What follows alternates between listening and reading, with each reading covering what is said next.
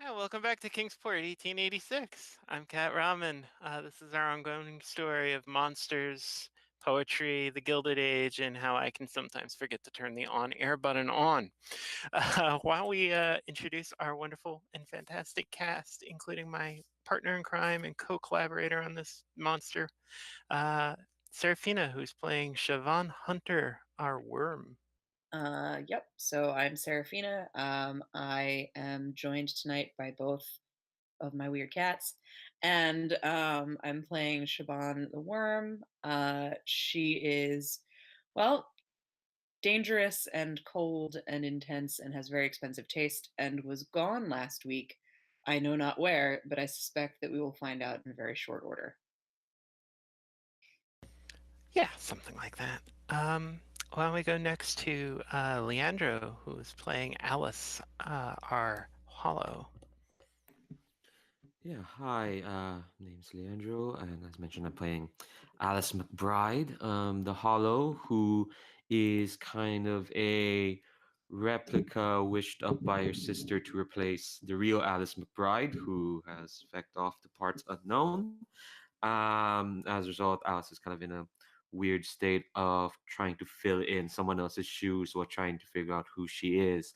Last session was a lot of fun for her. She met one of America's greatest poets, although I don't think either of them knew it, but they probably did. They probably did. A lot of people were looking for her. Like three entire PCs wanted to talk to her. That was weird.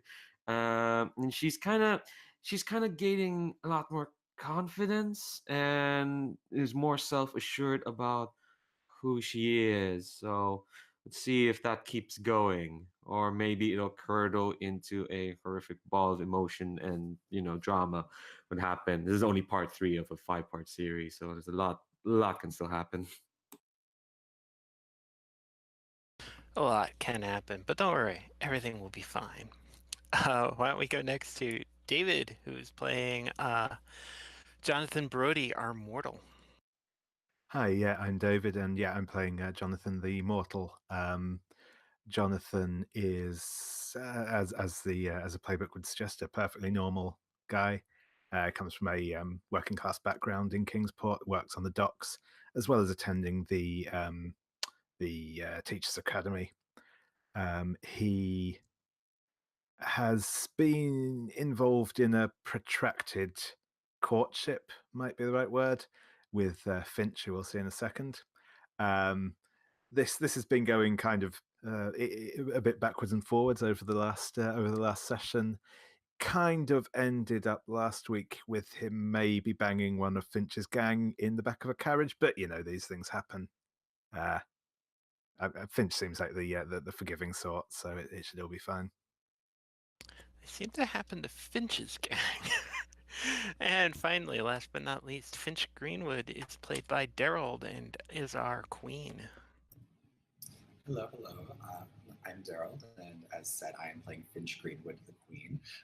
Finch is aggressive and overbearing and has an insatiable desire just to be loved, but doesn't quite know how to get people to understand that, so he goes for fear instead. Tomato, tomato. He's not having that great of a time with it though right now because his posse continuously seems to misinterpret what he says and does things behind his back that he's definitely not cool with. And he actually caught a glimpse of that recently by using some sort of like strange magical powers that he wasn't quite aware that he had before. But that definitely saw him glimpsing two ladies smooching in the dark and then two gentlemen smooching in the dark as well. And he's feeling pretty torn up about it. Yeah, but that will work out fine, just fine. Cool. So as mentioned, we did not have Siobhan. I'm terrible with Gaelic pronunciation. It's truly, it's horrible. Siobhan. Siobhan, thank you. Was away. So I think I proposed to find out where she went. So we Les saw her stepping through a mirror in an old house in Kingsport. apparently be a mirror bewitched by a mysterious figure known only as the Master. So, Siobhan, when you step out or through the mirror, you find yourself in what looks like kind of an entry hall of some sort. It's not really furnished, and there are several doors, but there is not one behind you, which is fun. Um, and you can hear faintly the sounds of what sounds like a wonderful party going on through one of the doors, and the one that has what looks like a shaven orangutan stuffed into dinner clothes. He has a large cake knife jammed in his cummerbund. Great. That's where the party noises are coming from. Yeah. Cool. Um, hello. Hi, I'm not quite sure I'm in the right place. you're Siobhan Hunter? Yes. Yeah, you always have an invite to come here. Where is here though? Well, this is the ball. The ball. The central ball. All right. Whose house is this? It's not anyone's particular house. It's kind of just a place. It's sort of a crossroads. You know, like, okay, this door goes to the rest of fairy, that door goes to hell, one of these doors goes back to earth. This is fairy. Close enough. Oh well, then I'm definitely going in to dance for a while. Yeah, you got an invite, but do you have the door fee? What's the door fee? Something precious. Now, between you and me, I am given to understand the only thing you find precious is people. Well, they are adorable. Aren't they, though? I mean, sartorially speaking, they're very useful. But, do you have something? I mean, it doesn't have to be a person. We could trade their soul. You got their soul? We could do I that. don't have any souls on me. No. Oh, Um, yeah. That's a problem then, ain't it? I could also give you something from my collection. What's your collection? Well, my father always called it a hoard. It's not a hoard. It's a very well curated collection. Clockworks mostly, music boxes. Music boxes. What do they like play? Do they play ballads? I mean, they play anything. I mean, like Tam Lin would be extraordinarily ironic in this situation, but Would. And I think I do have. yeah, do you have it on you though? Not on me, but I don't Yeah, have a well, human on me either. yeah, I know. I mean, you could. These are things that you could remedy Are you saying very if easily, I bring a human or a pretty thing back here? or you know, this is fairy. We deal in all sorts of things, binding contracts. I mean, we transfer notes all the time up here. What if I brought you someone's sense of uneasiness around me? What if I brought you strings, as That it were? might, yeah, that might work. So there's a young man named Finch Greenwood. Oh yeah, we know Finch Greenwood. We know the Greenwoods. Yeah. For an invite to the party, maybe I give you some strings. Oh, maybe you bring Finch as your +1. That might work. That sounds wonderful. Yeah. So you can come back here anytime. I can't be certain about how much time is going to pass between here and Earth, but Yeah, it's not exactly even, is it? yeah, it's don't try and calculate the ratio because it's always different. I noticed. Yeah, we brought Pythagoras up here one time. Poor devil. Oh no. Something like that shouldn't happen to nobody. Yeah, he got really confused after that, I think. Yeah, yeah. What are you gonna do? I guess don't come up here. Yes. Anyway, well, I guess I'll just go. Yeah. It's Don't just that. go out. Yeah, you just if you don't see me here, just ask for me. My name's Barblow. Where's the door out? The one Oh, I came in is well, you had the power to leave all along, Siobhan. you find yourself very funny, don't you? Yeah, actually, I kind of do. I'm mostly doing what's called toying with you. Is it working? No. Huh. Well, there's other ways to toy with you. This one's less violent.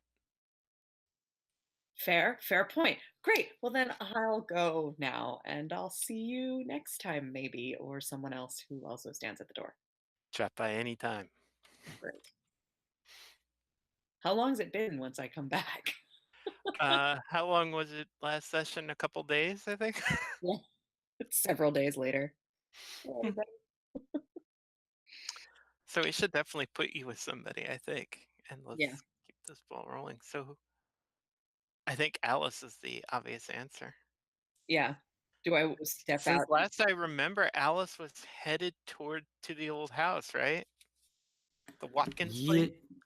yeah. We left off with it was dead of the night, and she snuck off from her house. She's put her sister Eliza to sleep by tiring her out, basically by making her rant about alcoholism. She doesn't like alcoholism. She's one of those advocates for temperance, and so Alice has gone off. She met Brody along the way. Brody was all, "Oh, we were told by a fairy queen or red queen of some sort to tell you that you shouldn't be doing what you're doing." Alice is like, "No, I'm still gonna do that."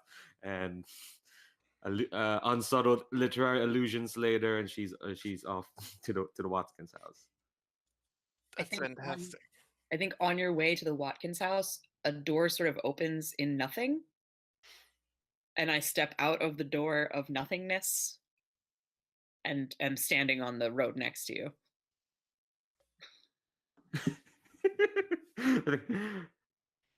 Huh. I really did have the power inside me all along. Strange little orangutan. I was just gas. It's like, oh my god, Siobhan. I think Alice! she's yeah. Go. Hi. Where were you? I think she's gonna realize. Oh, Siobhan. I haven't seen Siobhan in days. Oh shit. Oh, where did you just step out of? Where have you been? Um, you know, I'm not entirely sure. Sort of an in between. Where are we now? What day is it? It's been like 3 days since the speech with Colonel Higginson. We're on the road up to the Watkins house. We were here like 3 days ago. Yeah, huh? Where did you go? Oh, Anson, so Bash was like, oh, yeah, I was doing as the master said. I met his long love, I guess. Um, she's she's been nice. This woman that that I've met. Who I'm was? not. Um, her name is Dickinson. That's all she kind of gave me, but she's let me visit every now and then. I don't know exactly what the master said, but like I visiting her is enough. Um, where have you been, Siobhan? Sort of an in between space. It was interesting. Um, You've been there for 3 days? well, it didn't feel like 3 days here, but time is flexible. Oh dear. Well, I wouldn't say you miss much, Siobhan, but it's good to have you back. It's You're going to the uh, mansion? um Yeah, I was about to visit, and you didn't get to, I guess, get to meet her. I don't know if Well, I she'd be can help happy. you if you want. I don't see that there's much point in me just going straight home. Okay. Okay. Yeah. No, I guess you deserve. I think you'd like her. She's very smart and just Well, I do like forgot. smart people. Yeah, she does remind me of yourself quite a bit. And yeah, I think she's gonna. I Well, think I'll she's. take that as a compliment. And like she like links her arm with yours and start like walking off. Mhm. Yeah, and I think you feel that she, like, just a brief second, Askin almost shrinks away, but it's like, oh wait, no, we're back to where we were. Hmm. uh, Yes. as I think we go back to the Watkins house, and the looking glass is still there, and Oh yeah. it's still there. Yep. I assume it's still there. So before we do that, why don't we check in on our happy couple? So what's up with Finch and Jonathan this fine evening? I know that Jonathan last talked to Alice, and Finch had received a vision of Jonathan's little assignation with Magnus. How's that going? I think that like I kind of pictured that Finch was probably like really just like torn up, not just about the fact that he saw some sort of like weird psychical vision that he's never experienced before because he's never done something like that, but also just like he's like, why does this person that I keep trying to convince to join me keep denying me when by all accounts he should be groveling? So yeah, that's where Finch is. I don't know if, yeah, if I was kind of imagining that he probably went off into the woods to like have a moment alone or something like that. Have a moment alone in the woods. Yep. That's always a good idea in Kingsport. Would this be some sort of gaze into the abyss, perchance? Possibly.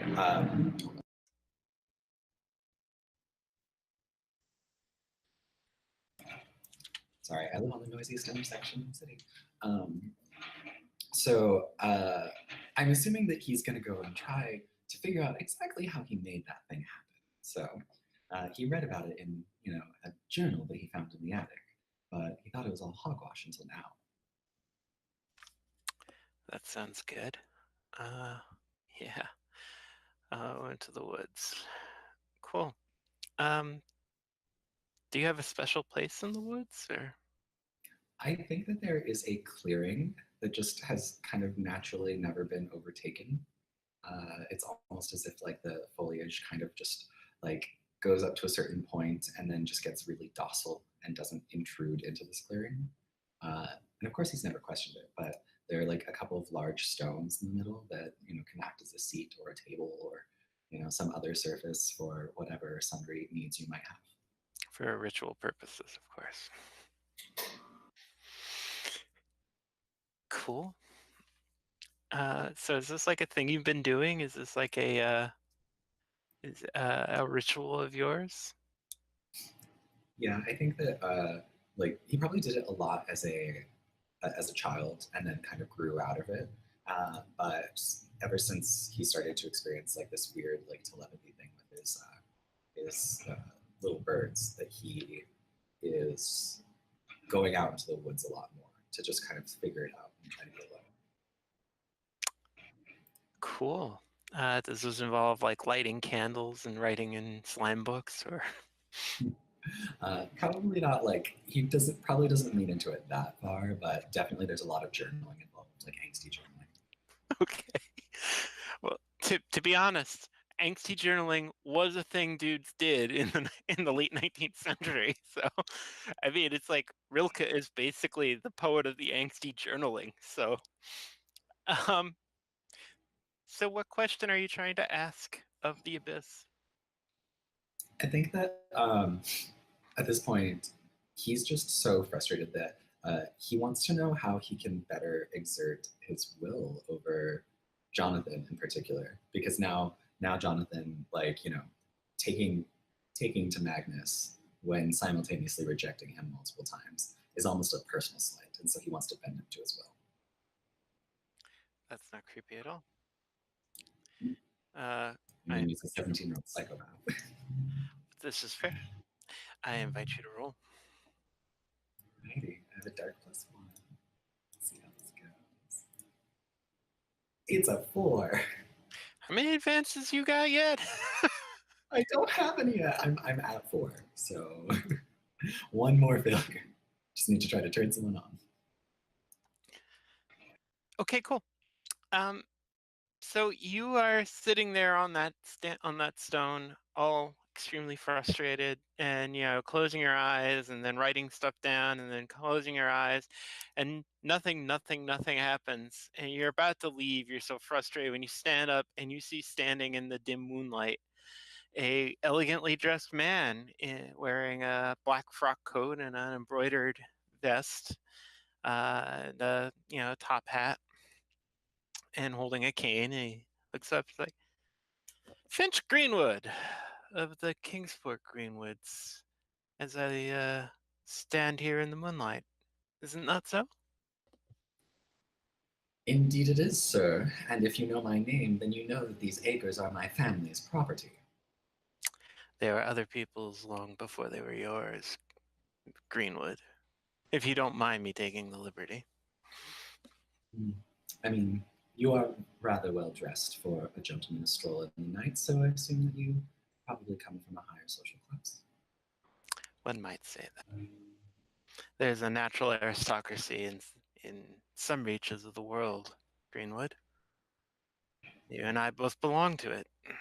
Though perhaps I more than you, but what's quantity? Maketh not a man. So it seemed to me that you were sitting here asking questions of the void. Did the void answer? I assure you, I don't know what you were talking about. I merely took upon the evening for a moment of quiet reflection. Quiet reflection, is that what we're calling it today? Very well, very well, very well. Finch, my boy. It seems to me you're a creature of wants. That is a very forward thing to say, though not untrue. Moon is but dim tonight. I don't have a tremendous amount of time to waste bantering with you. You are a creature who wants. This is not anything to be ashamed of. Humans strive, humans want. Many creatures have ambition in this world, and many creatures not of this world share those ambitions. Be it as may, you wish, well, to be loved, but a particular love, it seems to me. I dare not speak its name. Yeah, I mean, you could speak its name to me, kid. I don't really. But well, you'll be pleased to know, Finch Greenwood, local aristocracy, king of your own personal set, that I too am one who rewards fealty and loyalty. And unto those who do me service, the service I return to them is the power to take the thing that they want. Am I interesting you in anything yet, boy? I should say that you were. Well, I think initially my services will be very simple and probably congruent with your own. First, I need you to protect young Miss McBride. She's in a vulnerable state right now and has an important mission for me. And already the forces of the other side, the other half, are arrayed against her. I would like you to prevent them from stopping her mission. Which Miss McBride do you mean? Do you mean my friend, or do you mean the imposter that's taken her place? Oh, very, very good. Oh, very, very good. Well, of the first I can speak very little, for it is not yet a secret you have earned. As for the second, yes, indeed, I am speaking of that rather spectacular creature. Spectacular, he chuckles. It's like, I have yet to see anything so spectacular that she has brought to the table. Spectacular, boy. If you'd known what had to be done, you would not be so nonchalant. But be that as it may, I'm not here to rebuke you. I'm not a stern master. I merely ask that you help her, and it should be of interest to you to know that young Jonathan is arrayed with the forces against her, at least for the moment. So, of course, it would seem to me that were you to win this valuable piece, not a king or a queen, but solid bishop, maybe a knight, over to our side, that would certainly be a most creative way of finishing this mission. And what exactly were I to get out of this? Should I bend the knee?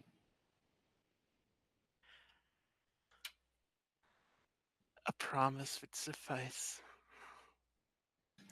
And if you do this, well, you already have a gift, don't you, child? Wouldst thou not prefer that to be more robust, or other dimensions of your gift revealed unto you? And there's like the thing dangling in front of Finch that he wants more than anything.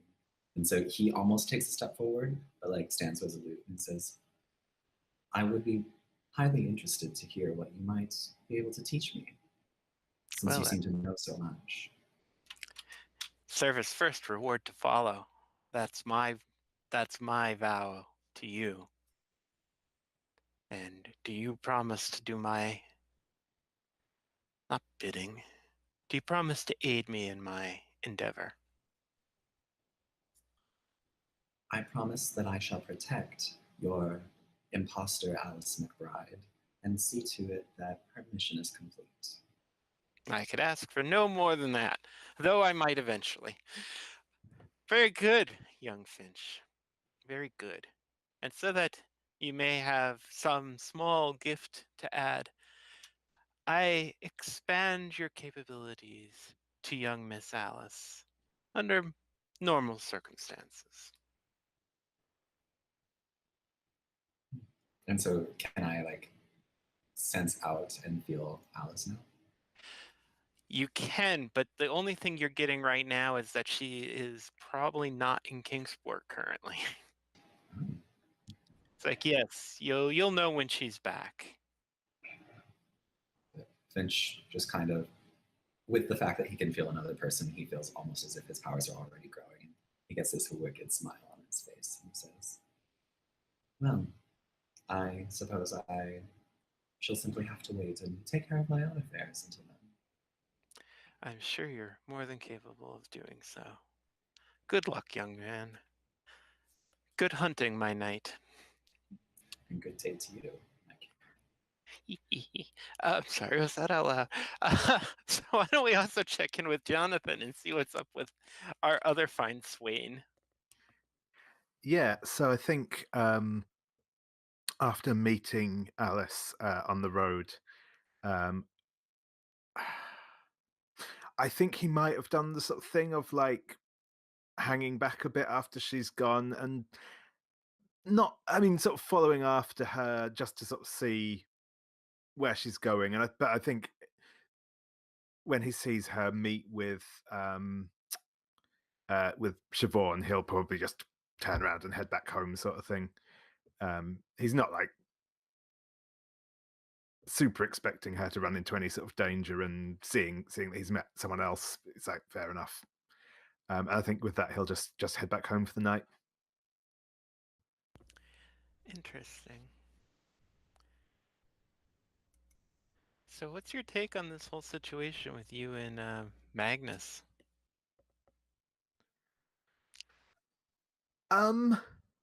So yeah, I think he was, he had been earlier trying to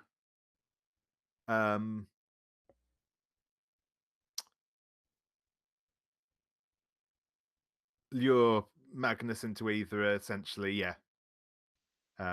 getting intimate or having a fight, because he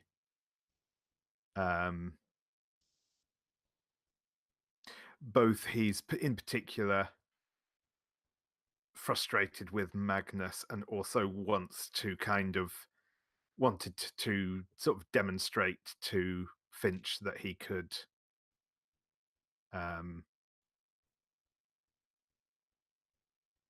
take control of matters himself. I think he found the time with Magnus enjoyable, though doesn't particularly like him as a person.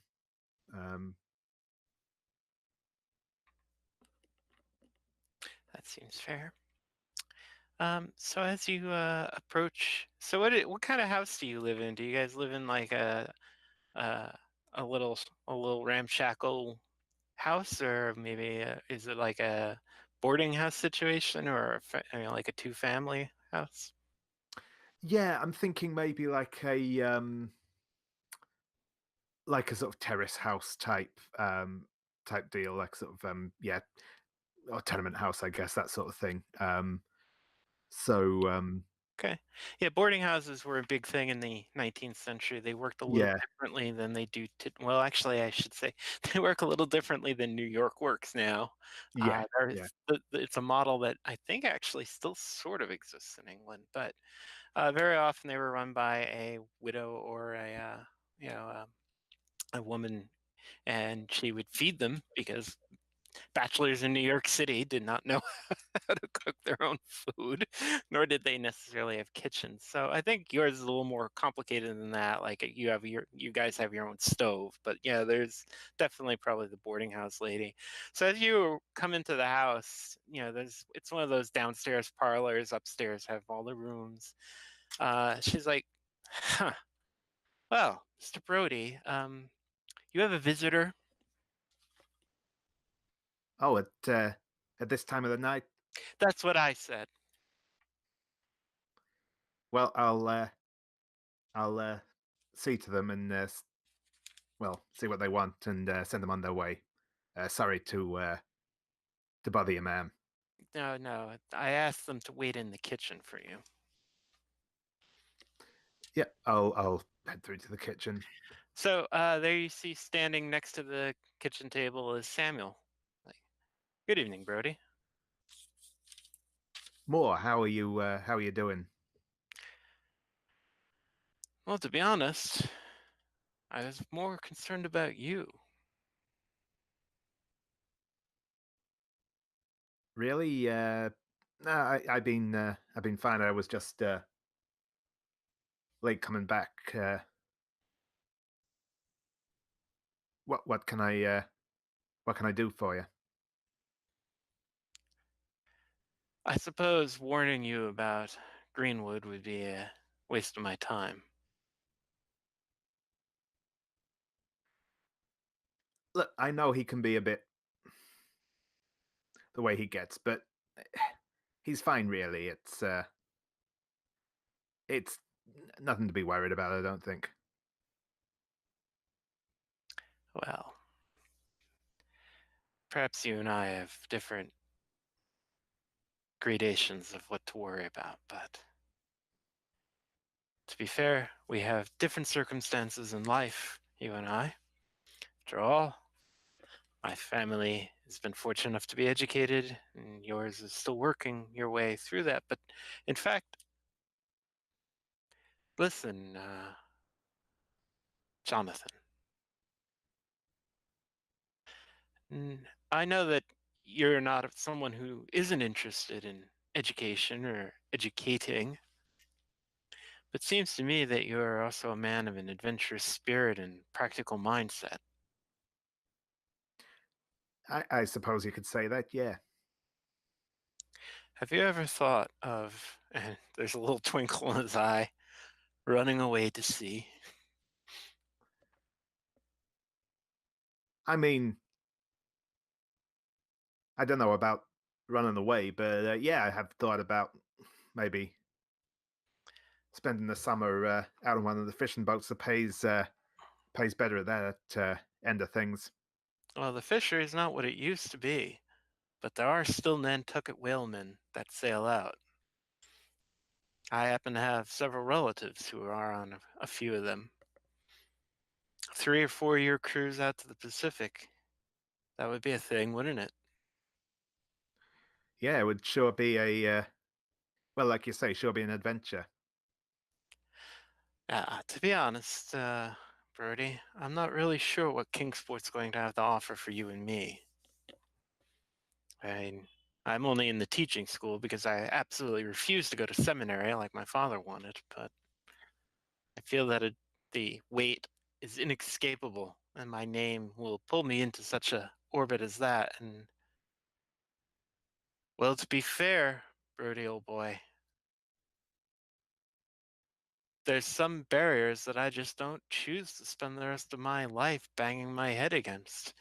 And while bathing myself up to the knees constantly in whale blood doesn't necessarily sound like the most attractive proposition, the chance to make a living and live my own life strikes me as something that might be in accord with your own desires.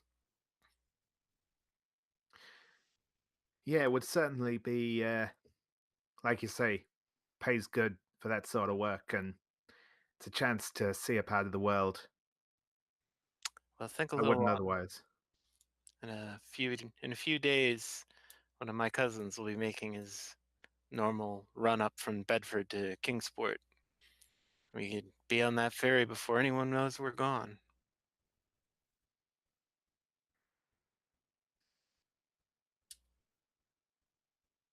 I'll certainly think about it more. I'll think about it. All right, very well. My compliments to your charming landlady. Hey, yeah, I'll pass those on to her. I think perhaps next time I'll just send a note asking you to meet somewhere, as I don't really feel like being shoved around to the trade entrance again. Sure thing. I'm sorry about that. Good day to you, Brody. Cool. You're just a terrible idea magnet, aren't you? um, so what is the home life of Jonathan Brody like anyway? um, fairly busy. Like I said, quite a large family. Maybe 6, 7 kids, all told. Um, his parents both work at the docks, so very early risers. Uh, yeah, maybe a couple of older siblings who might have moved out by now, and a couple of younger who are still, yeah, still in the house. I'm picturing a steady smell of cabbage and fish, Yeah, yeah, but also warmth and some sort of familial love, I imagine. yeah. No, definitely. I think it's I think it is a loving household, if somewhat strained. Was it your idea or your parents' idea to go to the Teachers Academy? Um, Probably a bit of a mutual thing. Once the um,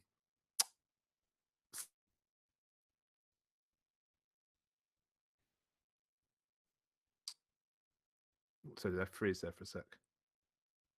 Hmm. No, I didn't say anything. Cool. No, that's fine. So it just looked like it stuttered a bit. Yeah. So yeah. No, I think it was kind of one of that sort of when it was obvious that like the scholarship would pay more or less what he'd get for working a full-time job anyway. Um, that kind of sealed the deal, sort of thing.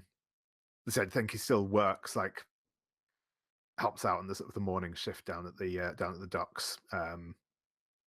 But yeah, Okay. Interesting. Interesting. All right, I'm gonna stick a pin in that, and I sure think thing. it's Sure thing. time to drop in on Siobhan and Alice again. So you guys get to the Watkins house, huh? Yeah, I think I kind of when we're going up to the looking glass, and I'm kind of like babbling, kind of going, "Oh, I don't know if she thinks it might be improper to bring a guest, but I know you like her. You're two are much alike. Both incredibly smart women, far too ahead of their time. You know, stop me if I'm being overbearing, Siobhan. It's just I. No, it's fine. Lavish me with praise more. I mean, I mean, I know you probably don't. You probably should. You deserve more praise than you probably get. But I just yeah, hope that I actually go where you're going this time. yeah, I hope so. Um, I think we should go through together this time, or Sounds like a plan. at least we won't let go of each other. Are you afraid of anything there, Siobhan? Um, I'm nervous I might go someplace else different when I go through the thing. Do I have Well, to be cool? I think you do.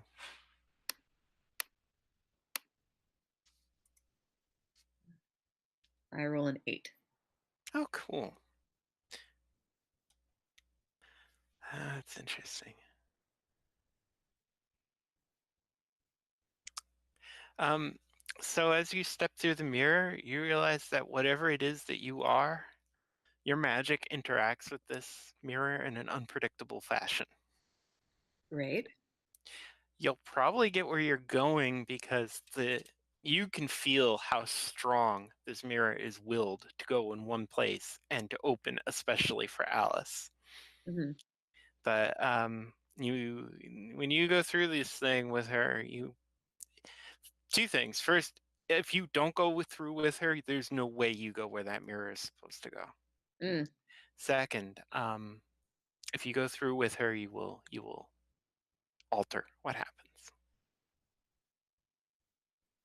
Hmm. You don't think in like, teleporter accident way, just you'll interact with it differently. Okay. I'm gonna go through anyway. Of course you are.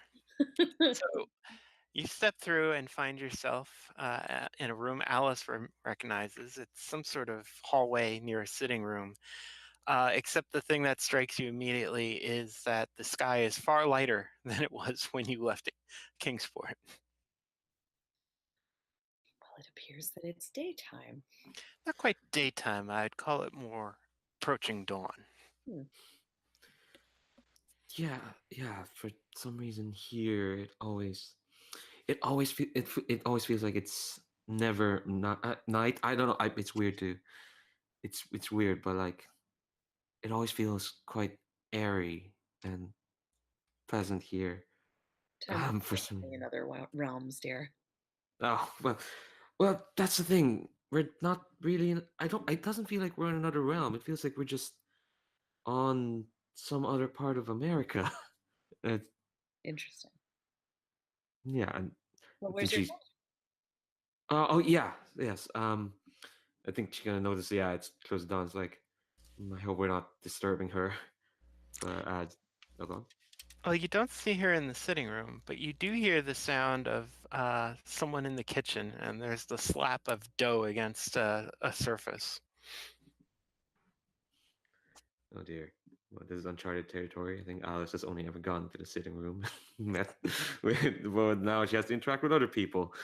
Um, I think Alice kind of like, we might have dropped in at the wrong time. Funny that mirror. It's usually more reliable than than it's been lately. Feel free to blame that on me. I, I, I, I very much, Siobhan. I very much doubt that. I mean, you're not like, mad.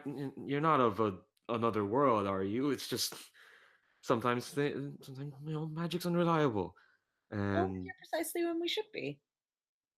Yeah, well, we are where we're meant to be. It's just Precisely strange. when we should be. Exactly. Yes. I don't know if it's rude of us to stay here. Well, At, let's see who's in the kitchen. And she just swoops off. okay. And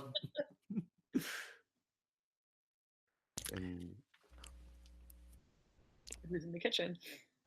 In the kitchen, you see a woman in a white dress. You think she's like wearing some sort of house coat over a white dress, with her hair pulled back. It's red but graying, and she is slapping dough onto a heavy marble covered table.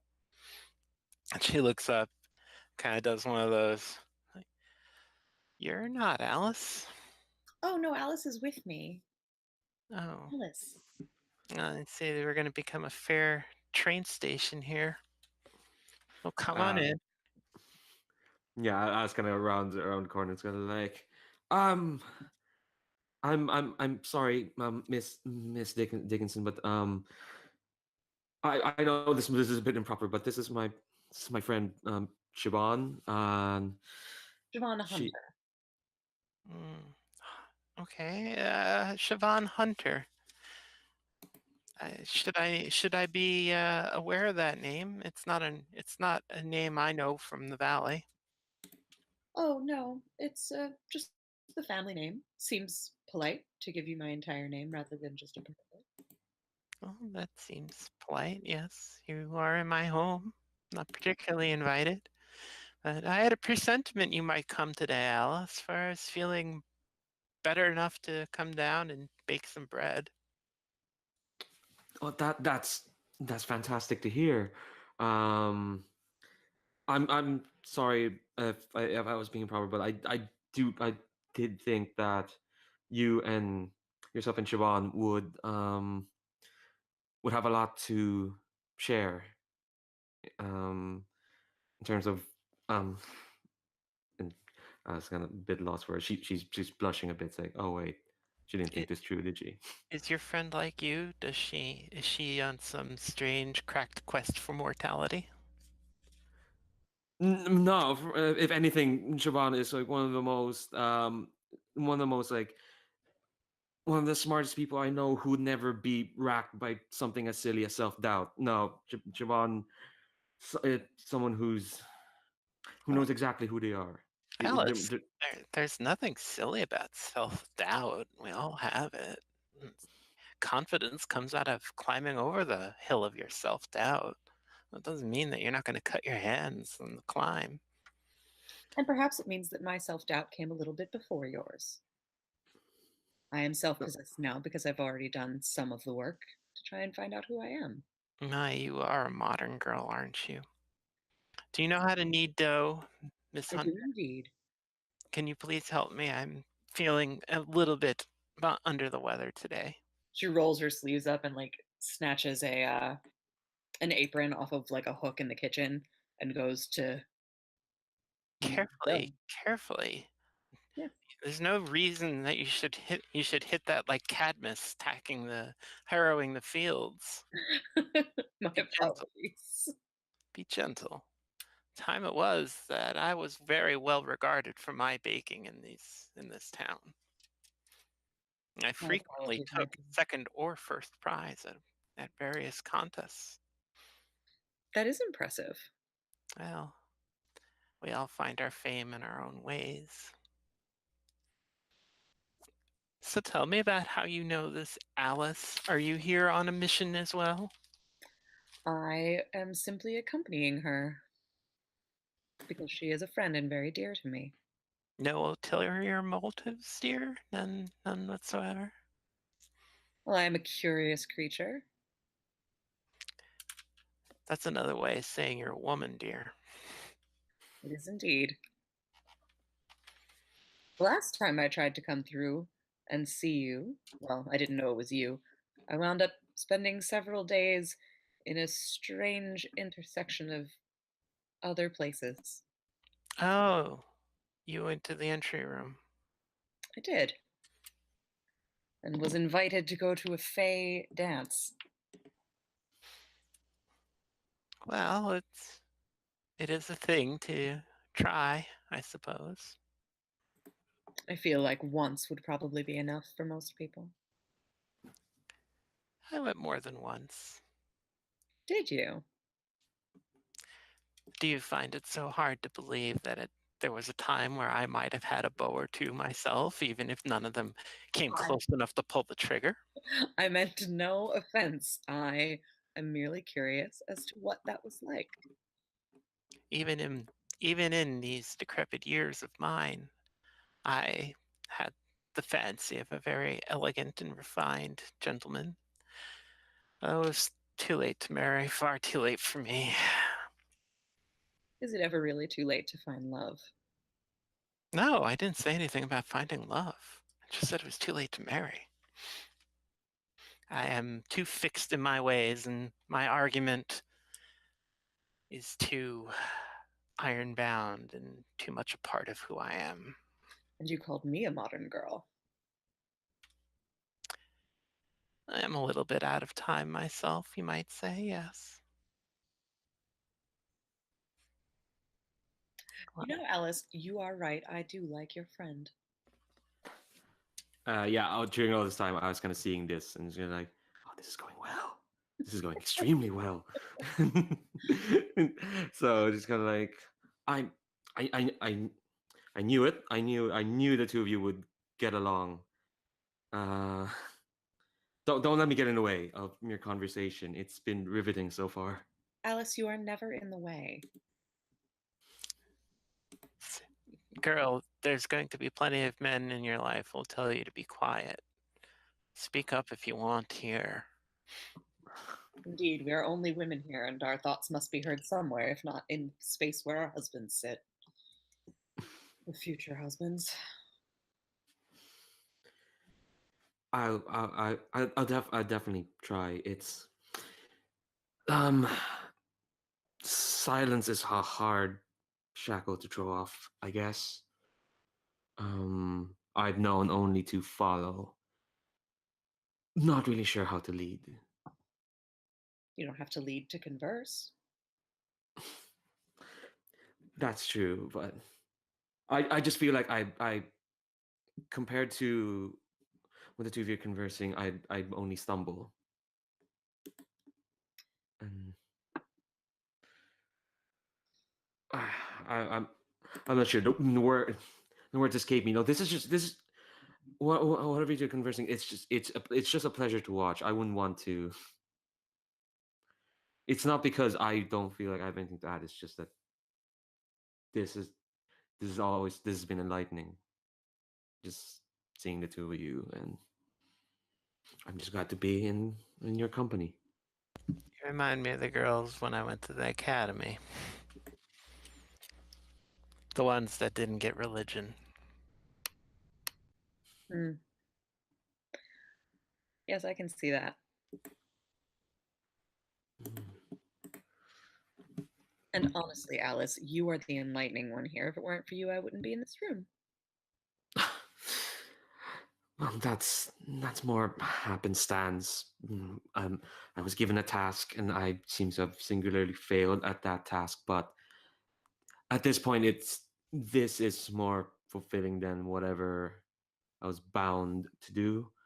Um, if What, it may, oh, say that again. what task? You remember the master?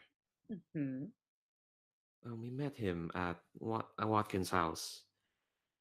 Um, he very much wanted to see our madam here one more time before it's too late. And some forces uh, are are up against him, but I'm not. It's also vague and unclear. I'm not sure why me. Why I was given this connection. Why not you? Why me? As I said to our madam here, I'm nobody. I'm just some. Everyone who is of note was nobody at some point. Even George Washington was nobody at some point. Then I guess what put him in the pages of history? being in the right place at the right time. But then that's just me then. That his Lucky. name was George and not Georgina. Valid. Valid point. Well, I suppose if he had had a sister, she would have been just as daring a general. She might have So marshaled the mops or sent the towels in formation to breach the walls. this is all going over Alice's head. She only barely knows who George Washington is. Oh, Alice. Yeah. Put that aside to her eyes, dear, and we'll wait and chat, I suppose. Well, how is the master, Alice? Have you seen him again? Not by any. No, he's left me quite alone. Although I will say, apparently there are forces arrayed against him and Oh, there against. always are. They play their games. This is a reason why. This is the only reason, perhaps, I could see for not wanting mortality, Alice. If for the immortals play only games, even even him. But I've had that argument with him for a long, long time. So why have yourself become a focal point for these petty wars? It seemed so it seems so vague and nonsensical. They take Uh, favorites. I don't understand the criteria. They like artists and poets, and I guess upon a time they liked bards and scalds. And was Dante one? I don't know. Some they take, and some they don't give back, and others they just bring gifts to. And who can say what their ways are? I can't. In any case, it's not really been my argument to ponder what the bluebell might think. Well, what the creature standing behind the bluebell might think. What the bluebell might think is a fairly interesting question. it's just I can't fathom why they can't just be direct. I can. Why? Oh, I mean, they're ancient powers. What would you do if you had nothing but time? Become more obtuse, become stranger, find things to occupy you, even if it's feuds and petty differences. We have them even as humans, and we only live a short amount of years. If something were immortal, I'd imagine they'd get up to all kinds of strangeness. it's it just puzzles me. Like, then again, if not for their machinations, we wouldn't be here, I guess. Um, Or how I feel about men. So, let's take a sec to swing back to Kingsport. So Finch and Jonathan, when you go to school the next morning, neither Alice nor Siobhan is there. I suppose at this point, Siobhan not being there is not a surprise. Perhaps she has dropped out, or perhaps her father has sent her to that convent school, as he has often threatened to do. But they're not there. Magnus is there. Let me just pull up that homeroom chart again. Yeah. Magnus is motioning for you to sit behind him, Jonathan. Um, yeah, so I think Jonathan's kind of going to ignore him and just go and sit in his normal corner seat. He probably will kind of glance at Alice's seat and like do that kind of glancing at the door. You know, she's not normally late. I imagine she's normally quite punctual, so he's probably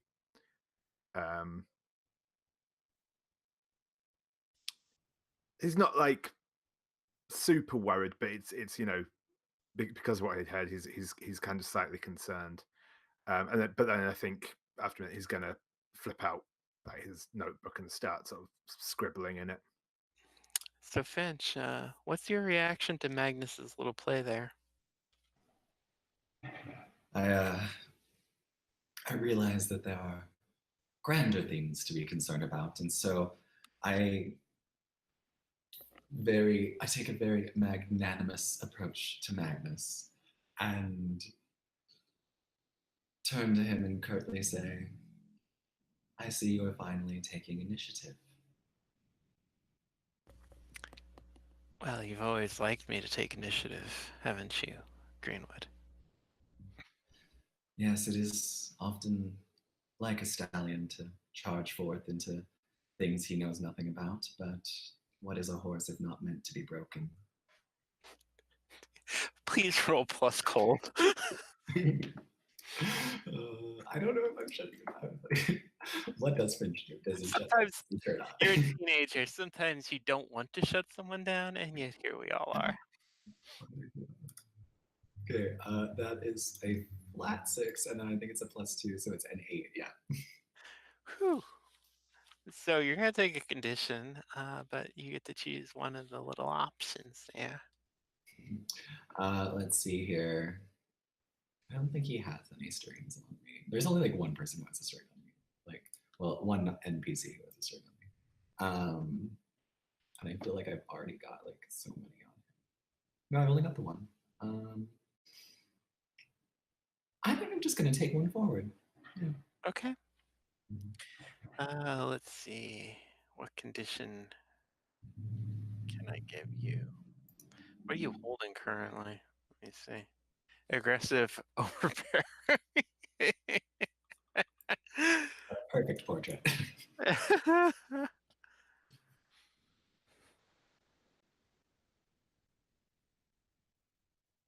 Hmm, what's good here? Sort of have it in my head and I'm not coming up with words, but What about bully? yeah. Or over the top? Well, what I wanted to capture is Exactly. the fact that Finch is actually really kind of more head over heels than he's giving off about both Magnus and Oh, what about transparent? Transparent. transparent. Yum. Yum. Yeah.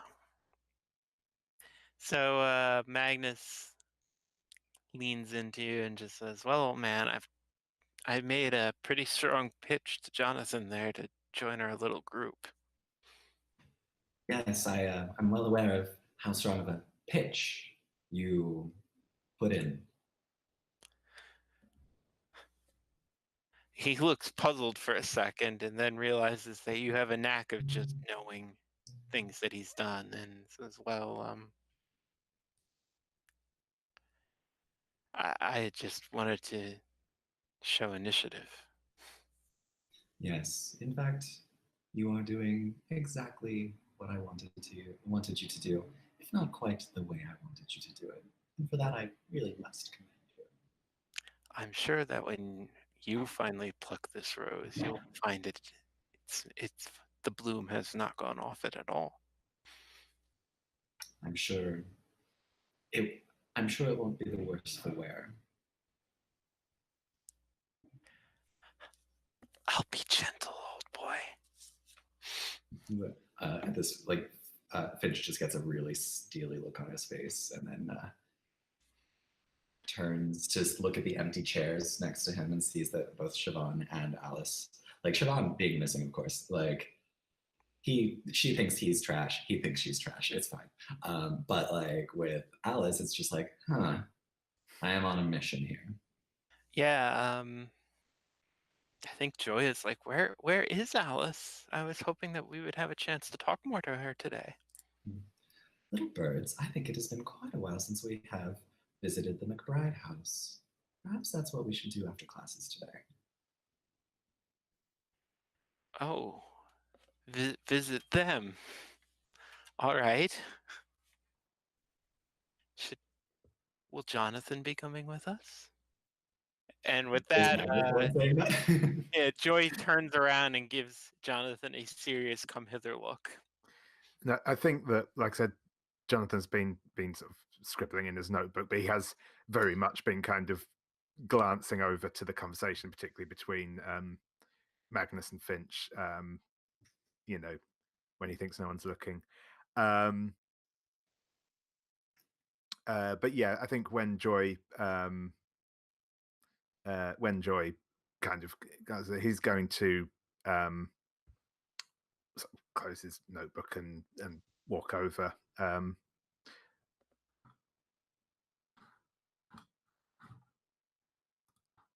Sorry, just forgetting names again.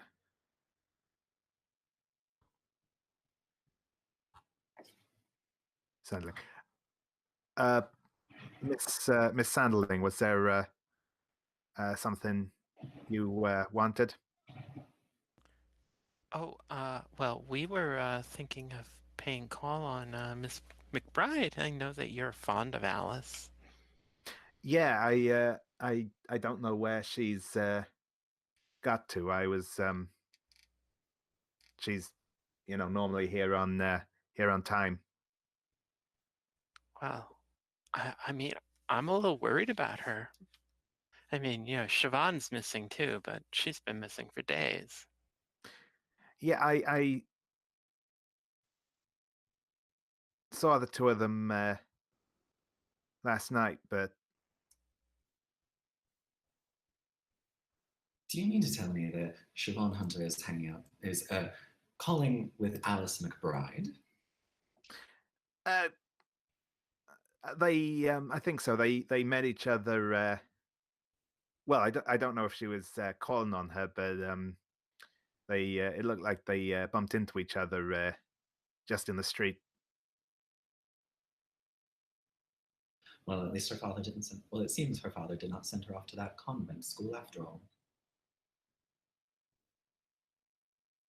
But yes, Jonathan, you should join us. After all, you're practically one of the family now. I'll certainly come along and see what we can do for her.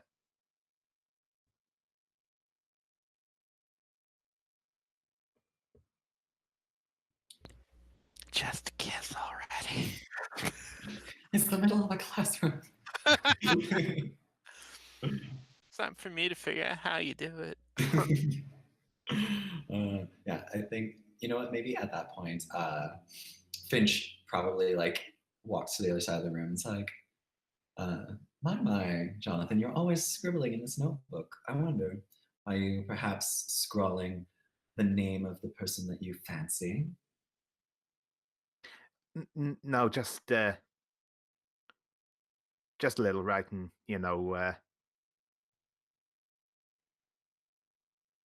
poetry and that. Is it poetry? Oh. Is it a sonnet of love, perhaps? There's something different about you today. Something aglow. Something as if you've found some new way to light up your days.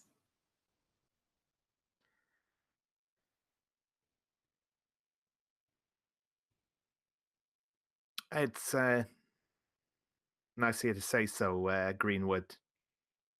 I'm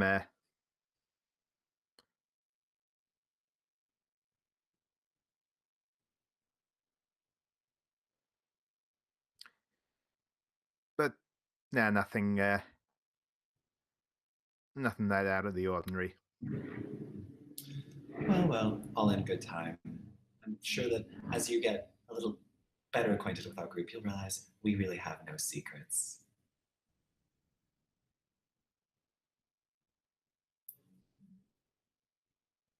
And at this point, I think that's like a very subtle shutdown.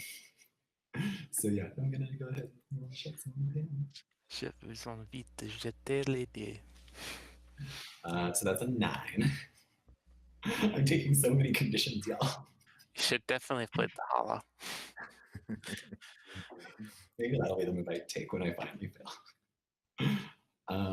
Yeah, so I think that I don't think you have any strings on me. I think I might have What do you do? one. Yeah, you're going to lose that string. Sure thing.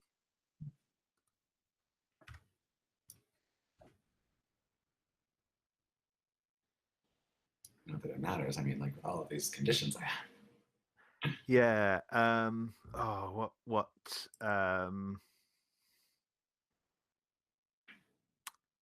I think I'll go for obsessed. Seems fair.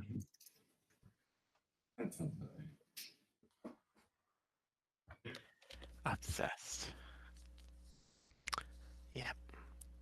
Greenwood, the new fragrance for men. um. So why don't we take a break so we can all go take cold showers and come back in 5 or 8 minutes or so and figure out what's gonna happen next. So I'll see you all shortly. Cool. So we've got some disasters brewing. So I guess the thing to do is to pick back up in Amherst. So yeah, you're still in the kitchen with Emily, I guess. It's getting closer to actual dawn at this point.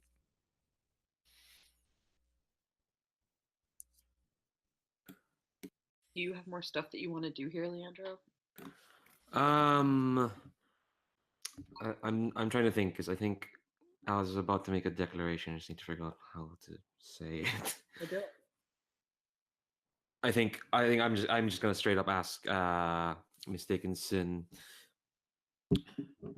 ma'am. So this master, would you would do you want to see him before time passes, or is this just something he has thought up himself?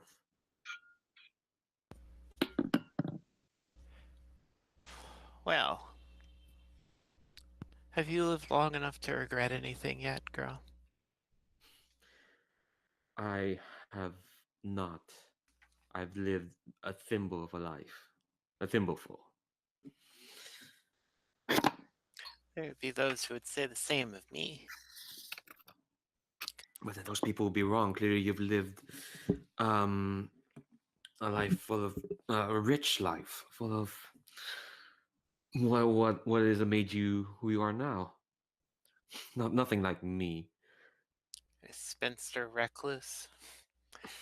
Do you know what? Do you know what they call me? My cousins, my little cousins and nieces. They call me the myth. People pass by our house and just see me standing there in the window, a vision in white. I'm sure, given enough time, I'll become a proper haunting for this house. Of course, knowing what I know about the master and his ilk, perhaps that's true. Perhaps I'll end up haunting this house. But a myth still has stature. It has history. Compared to me, I'm just a mayfly. I'll be forgotten, girl. I've told Vinny under strong terms what she is to do with all my papers when I die. She's to burn them. What will they profit anybody in this world? All my correspondence. She probably doesn't know how many of the, well, I regret some of the decisions I made with the master. I regret not seeing him anymore. But at the same time, I'm proud of holding those decisions. Does that make any sense to you, Alice? It does. No, I understand. Then then my then I suppose my task will come to naught. For I would not want to force his wishes upon you, You can ma'am. apparently come with the daybreak now, so I won't deny you whatever time I have left if you wish to come by and visit again. Lord knows it's nice Then to talk to someone who's not Vinny. I think Alice is gonna stand up, and she's like, "Ma'am, I don't believe you will be forgotten, even in history. If no one will remember you, then I will. myself and Siobhan. Then she looks at Siobhan like, come on, you part of this. Of course. Hmm. Do you have an address where you live, Alice? Yes, and I don't know what her address is. But she just say, yeah. Like, how far away is where, where Emily Dickinson's living from Kingsport? Not Um, that far, is it? Or no, it's a fair hike from Boston to Amherst. oh, okay. Yeah, it's clear across. It's yeah, there you go. All right. So she nods. She writes it down on a little card in her. Now that you see her handwriting, it has been described as reading the fossils of a hopping dinosaur. Well, that's good to know. At the very least, somebody will send you a notice of my death. If you want to come again, don't I won't stop you. Perhaps maybe you'll even convince me. Or you're in a race with you're in a race with the footman who never loses in the end. So, There's always a first for everything. mhm. But you're not in a race with my first. You're in a race with my last. I'll just have to run really hard. That came out as lamely as I thought it would. It's like, ah, You have a way with words, Alice. Wasn't Well, she? Alice, Miss Hunter, I'm going to go and lie down and wait for the spread to finish rising. Um, yep. Before we leave, I take Miss Dickinson by the hand and say, if nothing else, and if I don't see you again, it was nice to meet another woman out of time. Hmm. I'm sure you'll meet many women worth your time, Miss Hunter. You don't seem like the retiring type. I am very much not. It's not as if you're going to shut yourself up in a cave and sit upon the hoarded wealth of your generation. For a woman who spends a lot of time in solitude, you see a lot, don't you? Actually, my eyesight's quite poor. Of course, of course. Yeah, yeah. Well, we should be going. You need your rest, ma'am. I hope to see you soon, and Siobhan as well if she wants to. But yeah, we'll leave you your solace, and she can almost drag Siobhan away. Wow, you really do have a way with words, don't you? Oh, poor dear. It really does. Cool. So when you return to Kingsport, it's solidly the afternoon, hedging into evening. You've missed an entire day of school. You're gonna have to explain that to your sister and your parents. Oh shit. So technically as well for Siobhan, this she's not had sleep. This has been a continued from the lecture with Higginson to Yep, now. been several days. I think I kind of say that out loud. Like, have you? Have you been home, Siobhan? Siobhan lights a cigarette. I haven't. Like I say, I should be silly of me to think that it would bother you. I don't think that most people notice when I'm not at home. Well, I would think that people should notice you more, being I such a think, strong. Well, and I think people should notice you more when you're here. it's passing strange. People have been noticing. It's odd. It I don't know why. The people have taken interest in me, and I think it's simply because I've been in not the right place, the right time, more like a place at a time, I guess. Darling, has it occurred to you that people are interested because you're interesting? um, um, no, no, it didn't occur to me that I'd be interesting to anyone. Well, maybe it should. And she's blushing. Um, it's last time. Yeah, she's just blushing. It's like, I'm just gonna go ahead and roll to turn yeah, on I this was gonna, well. I was like, what can I Yeah, do? it's not gonna go well because my hot is -1. Yeah. I Okay. rolled a 6. Don't you have a string? I do. Do I? I think I have a string on you. Yeah, I gave you a string. Oh yes, yes, yes, because you're a treasure. Yeah, I'll spend that that string to succeed. Okay, so I can either give you a string or okay. I think kind of like I'm gonna promise something I think you want, and I'm kind of like, but either way, all this attention, I feel like I feel like it should be repaid. Siobhan, you care, you're doing so much for me, and you're lavishing so much attention on me. I feel like I should do the same for you. I I wouldn't want to think our friendship is one-sided. Well, I don't think it is, but what did you have in mind? I'm not sure. I don't have much to give other than company or it is I've always been curious what it is you see in me, but apparently I'm interesting. I'm uh Well, go I on. think company and friendship and loyalty are all that is required. But then count me as hopefully a faithful companion for for n- for the days to come. Like whatever it is trouble you're in, I'll always be at your side. She like tucks your hair behind your ear and like cups the side of your face and says, "You really are a treasure." I just sort of thought, well, this is getting really adorable. I mean, it is adorable, but Yeah, I mean, yeah.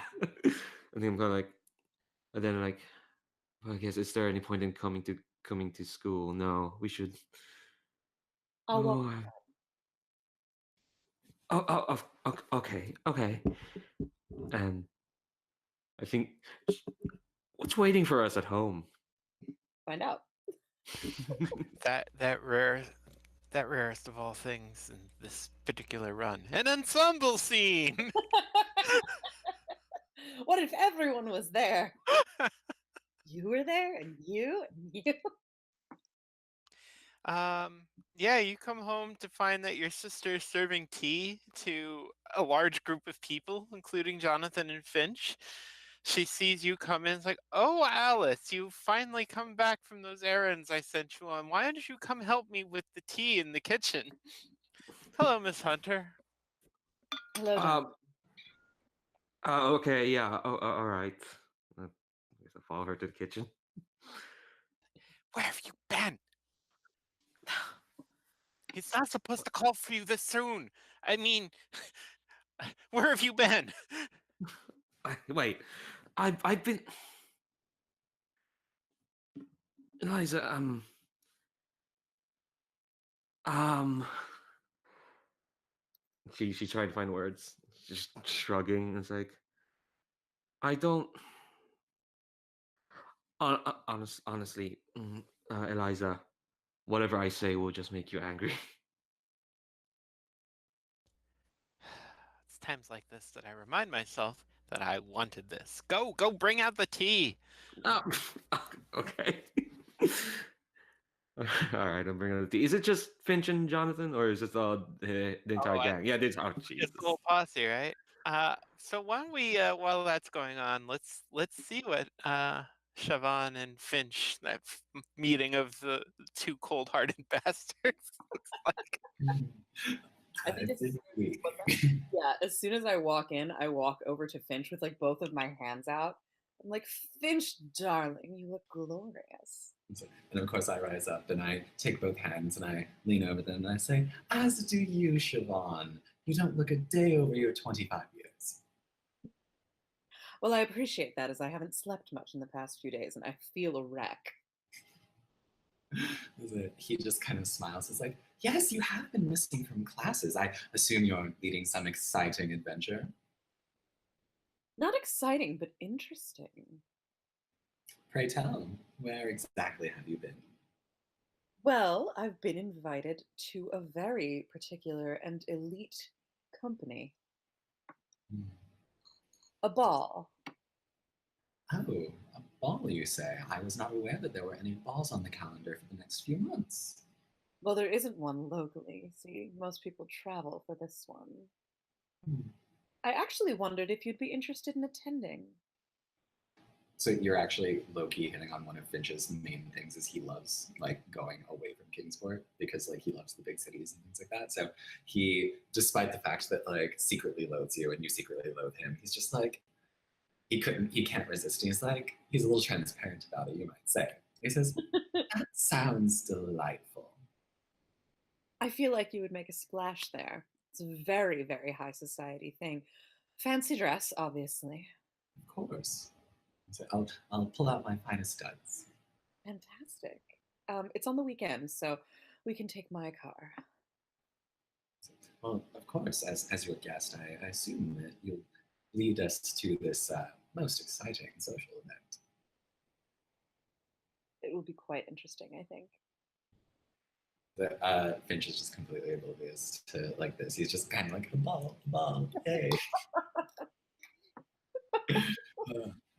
Hook, line, and sinker. He's kind of oblivious sometimes. You're gonna like next month.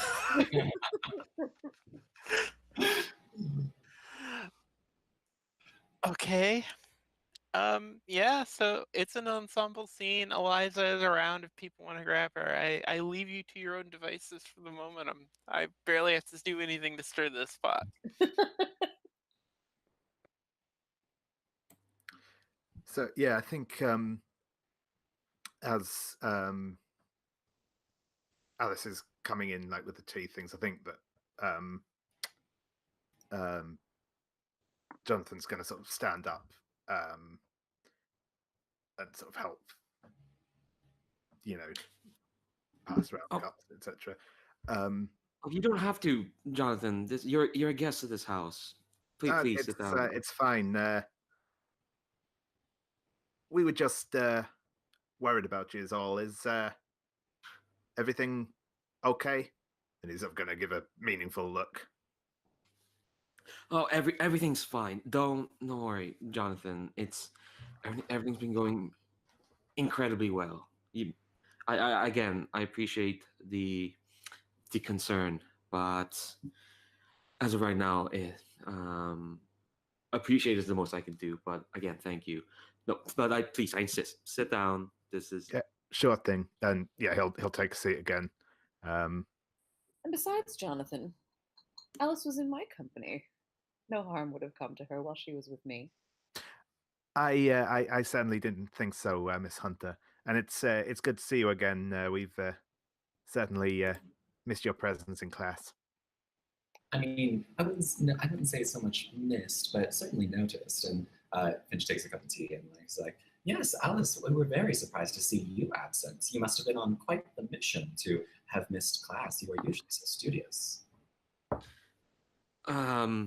yes, yes. My errands took me most of the day. They they took up most of my time, and I I did let the day get away from me. It's. I would hope one day would not have school hold out against me. I've been hopefully I've been terribly good so far. Did uh, she there's a lot of attention on her and she doesn't know how to deal with it. Alice, I wouldn't worry about them holding against you. You're a very intelligent woman, and they're lucky to have you. Yes, I think that you'll be perfectly fine. I mean, you may not have a wing attached to the building like the hunters do, but a woman of your caliber certainly won't be kicked out after a single offense. Oh, well, thank you, Finch. I don't really aspire to have a wing. I just aspire to be good enough for everyone's eyes. Um, which I do need to impose, but as much as it's flattering for all this attention, I would like to know what the reason for this visit. Well, Alice, of course, we view you very very dearly in our little classroom. We are such a small number, and when one of our own goes missing, we want to make sure that she's okay. Well, that's Also, very. only friendly concern that brings you here, Finch? Of course, I am merely concerned that Alice is pursuing everything that she wishes and achieving her goals. Well, I certainly hope I'm on that track.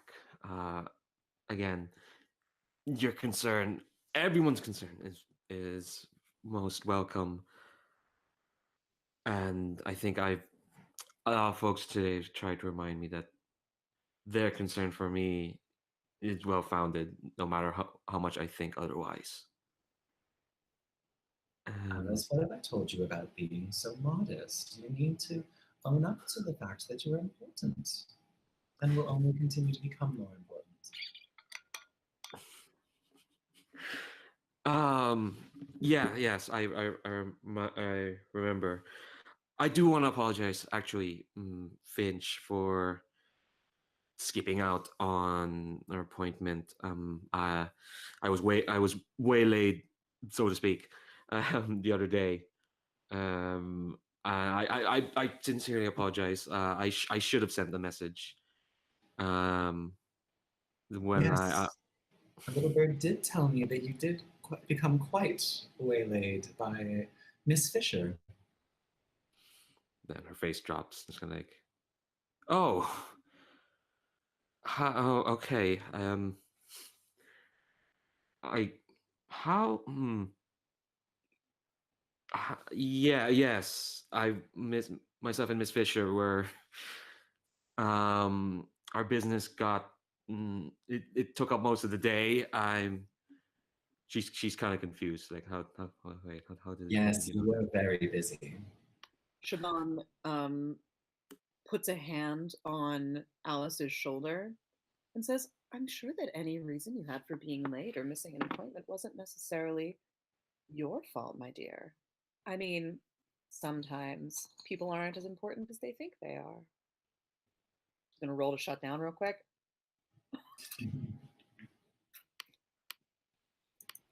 That's a 12. Wow. Wow. I'll miss you. Oh, oh, so, which one of those options do you take? I swear to God, I will take that freaking hollow move. You should. You really need to. Do. I think. Do you have a string on me? I do. I have one. Okay. I am going to take that string away. Finn kind of, or Finch kind of chokes on his tea at that.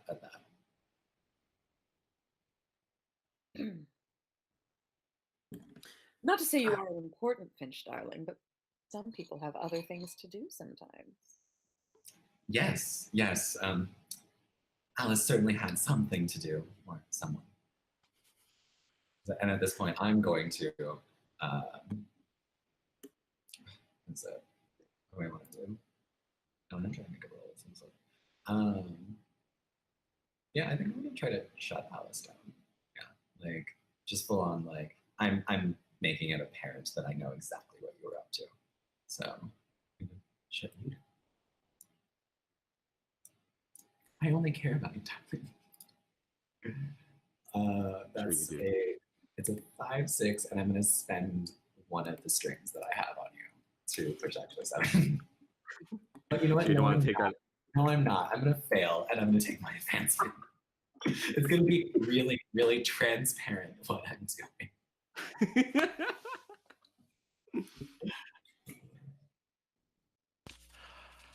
Great. Cool. So yeah, you try and say that, and Eliza just looks up and says, "Oh, your tea's getting cold, dear," and pours you a cup. It's like, I'm sure whatever my sister was doing today yesterday was entirely proper. I mean, after all, she's a good Christian girl, never takes a drop, unlike your family, Mr. Greenwood. Do you tell me that I could perhaps count on your father's support this year for the Women's Christian Anti-Temperance League? At that point, Finch kind of looks at Eliza and realizes that like he's not getting any making any progress here. So he's like, you know, Eliza, my father is very interested in the Temperance League, and I'm sure would love to make a donation. But I feel like we should discuss this a little bit more in private. Do you have a moment to tell me a little bit more about your organization? This is interesting. You don't have a string on Eliza, right? No, she's got one on me. I'm walking into the lion's den. But wait, you used to know, you knew you knew Alice, the original Alice, well, right? Yeah, we were very good friends. It's like, well, yes, please, if you don't mind helping me with in the kitchen for a moment. If you can, if you condescend to lower yourself, so. Of course not, my dear. Happily, I would happily take a moment to perhaps help you refresh the tea. Cool. So yeah, she takes you into the kitchen, closes the door behind you, like, well, Greenwood. And at this point, I turn around and I don't even like bother with the niceties. I say, "Listen, little McBride. I happen to notice. I happen. So,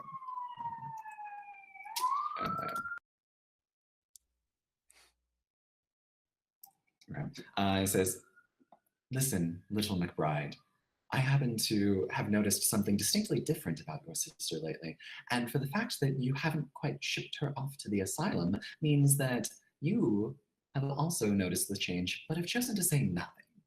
And I'm just wondering about that. Because after all, she's not my Alice, and I don't think she's your Alice either. Well, now, the day has come that I'm to be lectured by a Greenwood about who should or should not go into the asylum. Say what you will about the McBrides, but we come from good lowland stock, not Dunwich stock like your family. You dare to speak about my family? Yes, I think I dare. Your family has many dark secrets. And just how was it that your father acquired his wealth so easily? I kind of stride over there and I clasp the other side of the tea tray. And I gaze into her eyes and I tell her, I am not the one on trial here. And in fact, I think it's you who will answer my questions. And I'm going to use my new move, which was hypnotic. Oh dear. And I roll with hot, so it's going to be terrible. It's going to be so terrible. Is that the vampire move? Yep, it is. Oh, and it's like a 4. I'm really bad at hot rolls. She looks at you. She makes a curious sign with her hand. Says, if you don't think I learned how to avoid the evil eye in the course of bringing my dear sister back to the world, then you're not as smart as you think you are. Of course, nobody is. God isn't as smart as you think you are. I'm just flabbergasted. I just like completely like I felt the power welling up in me and I thought something weird was gonna happen like when I had those visions and I felt it happen and then it didn't. And I'm just completely devastated.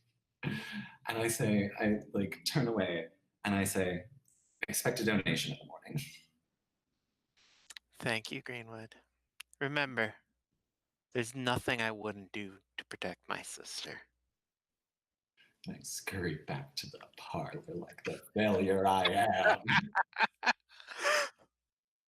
I think Magnus has been having a wonderful time. He's just the life of the party. He's so nice to Joy. He's very sweet to Alice. He's very, very protective of Jonathan. He's even quite nice to you, Siobhan. Goodness. So tell me, Miss Hunter, where, if you don't mind me inquiring, it seems you must have had some sort of adventurous time. You know, I did. I met the most interesting people. I would never ask a lady to explain herself, but if there's any portion of your adventures you feel is fit to share, well, I, for one, would be all ears. Well, that is a disturbing image that you paint.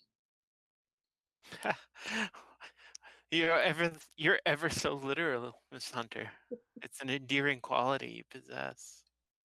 Is it? Very. You know, I really must have you all over to my place sometime. I've recently had my collection gone over, and it's quite astounding. Well, far be it from me to dishonor you with a refusal. How about on the weekend? Wi- Is this to be a formal occasion? Should I come dressed for dinner? We always dress for dinner at the Hunter House. Well, of course. I just didn't know what time you wanted me to call. I would be delighted to come to dinner. Why at a civilized hour, Magnus? Whatever are you implying? I do so enjoy having you back in town, Miss Hunter. Do you indeed? Yes, it's so good to see you and Alice. She is a delight, isn't she? She is a delight. I think kind of while this conversation is happening, there's a parallel conversation between myself and Jonathan. Um, but I think we're trying to make small chit chat, I guess. But we're seeing this, the power plays in here in this room. They're so eye catching. But yeah, go on. Yeah, as I say, yeah. I struggle to keep up with it all the time. I must admit. It's it's so much like I don't want to I don't want to really say it to Javon or even to Finch, but sometimes it all just goes above my head. All these plays they're doing. It's like far be it for me to try and understand what they're doing. I just try to live. Did I you come mean, here that's with? Oh, go on. all any of us can do, I guess. But yeah, sorry, I interrupted. Forgive me. Oh no, no worries. I was just curious. Did you come here with Finch? Uh, yes, we. He was asking after you in class, and I said I'd seen you yesterday. Um, so we thought we'd come and see how you were. Um, Hmm. Um, it's I'm yeah. Finch has taken quite an interest in me. I'm not terribly sure why. I hope it's not the same as your case. what do you mean? She's asking you if you think Finch is interested in me because I don't know a supernatural being has told him to be interested in me, much like yourself. Hmm. I think I was kind of like, like your queen. Oh, that no. She's well, she's not my queen. I know. Oh, it's just a queen that captured that whose interests you've captured, I guess. I suppose. But as you mentioned, you're not really you don't have any big feelings about this because I'm starting to much like you look at the semi flirtation happening there. Much like that, I'm beginning to feel tired of all these powerful people. You know, Yeah, I know what you mean. like there's no need for us to have to bow down to them. You know, or they just all this. I'm not sure, but like, and I hope you feel this way as well, Jonathan. That I would very much like to find a way to escape their clutches. If not, I don't know. I just feel helpless. I don't know that I can be much help, I'm afraid, Miss McBride. But if there is anything I can do for you, you just have to ask, and well, I'll see what I can do. Ah, you're a saint, Jonathan. Honestly, just kind of awkwardly like pats you in the knee. It's like you you have you have no reason to care about me, but thanks. I'll remember that. That's all right. At least I can do. Mm. And I think here's when we hear like yeah, Javon like inviting Magnus over to see your collection. And is this when Finch? Oh, gone. Oh no, I think that she, after she has invited Magnus, turns back to the two of you and says, "And of course, my two favorites are welcome as well." Do you mean me, Miss Hunter? And he's going to look a little confused. Of course I do, darling. Uh, eh, I'm. It would be a pleasure to call upon you. Of course, I'm not sure. What? Oh, you. No. I'm not sure if I'm.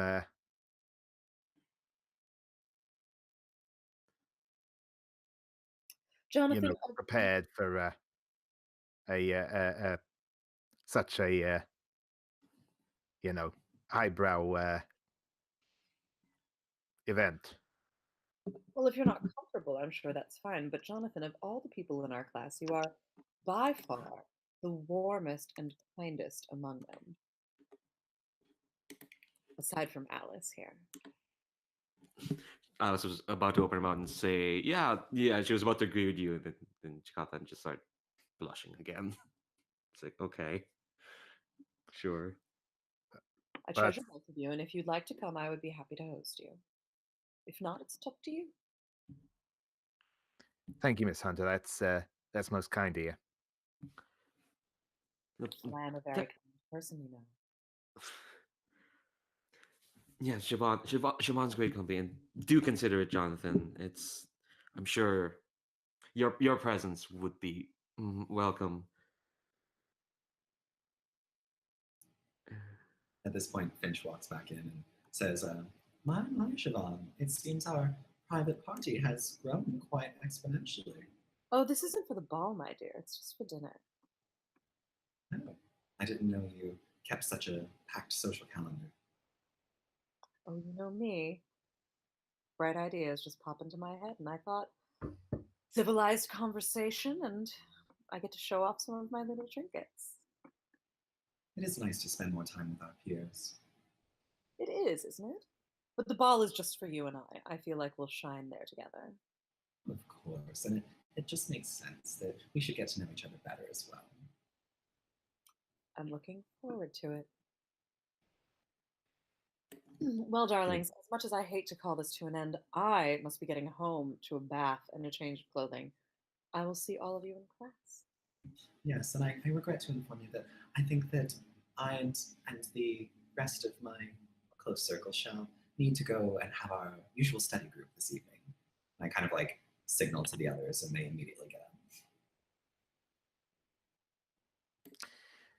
And I guess I should be getting on as well, Miss McBride. I wouldn't want to impose on your hospitality any further. Oh no, no worries. No, this is, and she's kind of looking like all these people in this room that were just here for her. She's kind of like, no, this has been this has been wonderful. This is more than I expected. No, you're always you're always welcome here. All of you.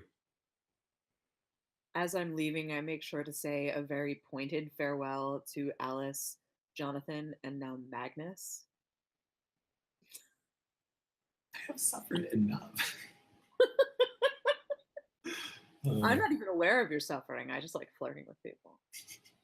I think that as this is happening, as I see you like going over to Magnus, I slip over to Alice and I clap her hands in mine, and I lean in and I say, "My dear, you know that if you need anything, you can always come to me, right?" She just not. She kind of gulps and like nods, like, "Of course, Finch. Your offer still stands, I suppose." Of course it does. You know, I would do anything to make sure that those who are important to me get what they need. I think that I'm going to lock eyes with you, and I'm going to try to do that thing again. But I keep trying this. Oh no. It's a 6, but I'm going to spend a 3 on you this time to push it to the 7.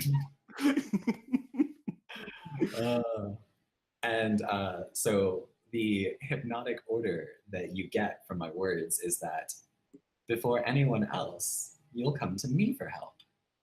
And you realize that though that is the last thing you want to do, somehow I'm making you do it.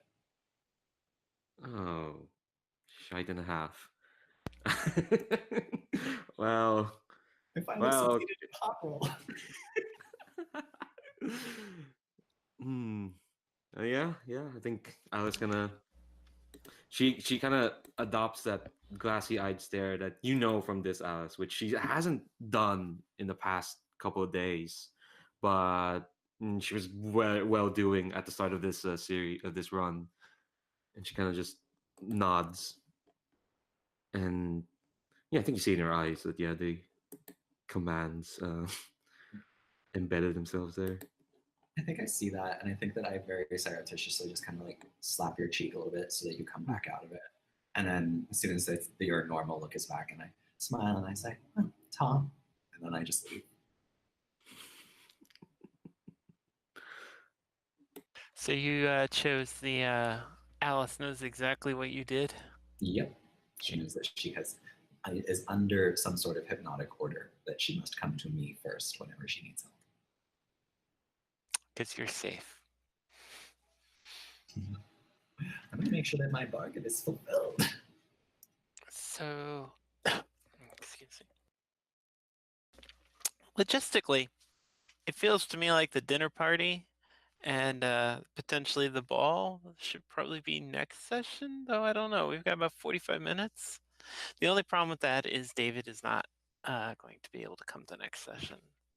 We'll get Bethany back, which is great. But so how do people want to handle that? Do we want to push on and do it now, and we can do maybe the ball section of that the week later, or how do you want to do it? I'm cool either way. I'm looking forward to getting a chance to show off my collection because I haven't gotten to do that yet. Oh gosh. I also think that like if there's a better place for Jonathan to get misplaced, you know, a very ball that he somehow manages to get into would definitely be an interesting place to get lost. That sounds about right. So cool. Yeah, maybe he like follows us. Yeah, so That mirror is going to take a lot of people a lot of places, I think. that Deus Ex Machina mirror, huh? It's important. Oh, very.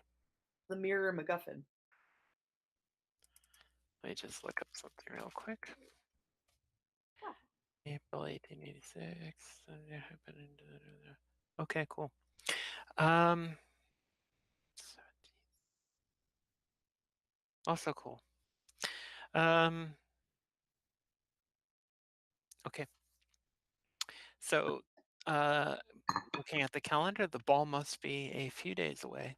So one of the things that happens in those few days is, Alice, you get a letter postmarked from Amherst, Massachusetts. Oh dear. Inside is a short note.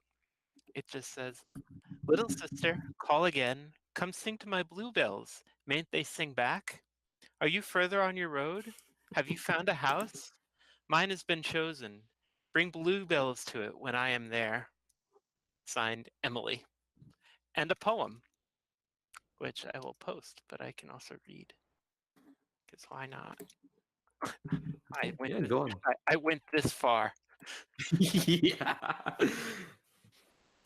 They Say, shut me up. Kat, was the reason for this entire run is so you could play Emily Dickinson?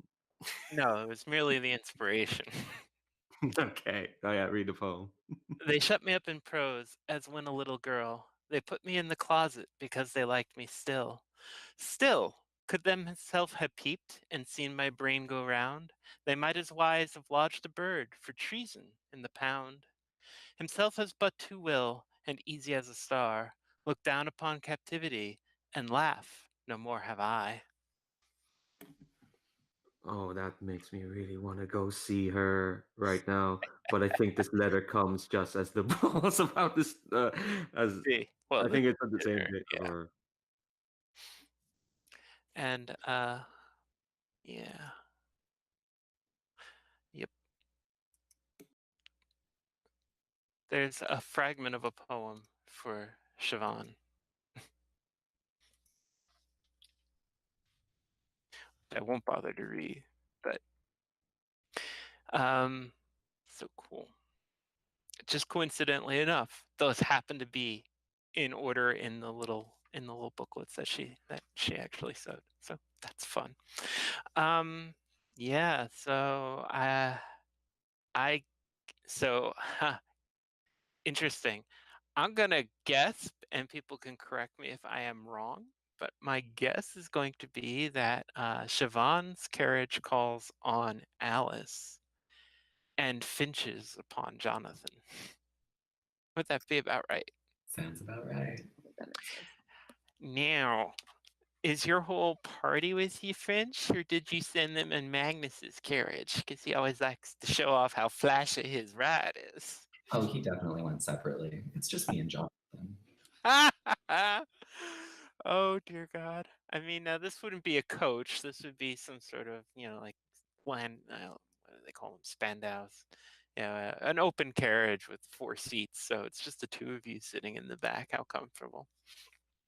I also think my coach picks Alice up early so that she arrives before any other guests.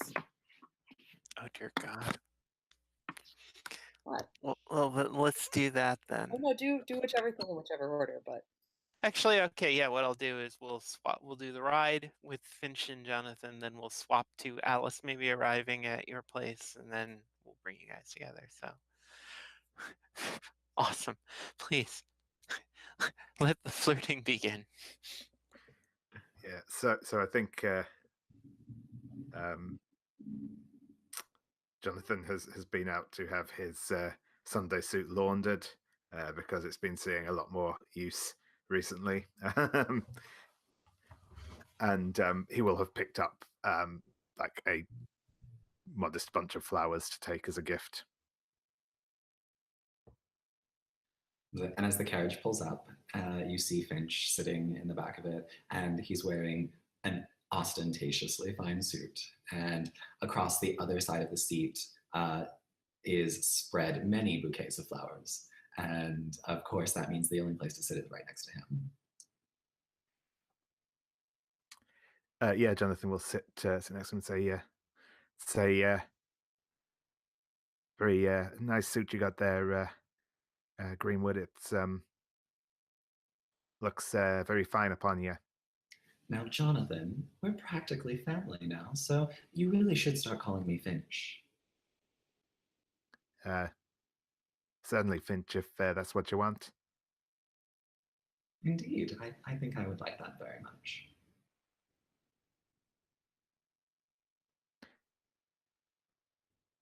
He glad. reaches over and he fixes your collar again as a throwback. Is it like reaches out and like tucks your like fixes your collar just a bit and straightens your tie.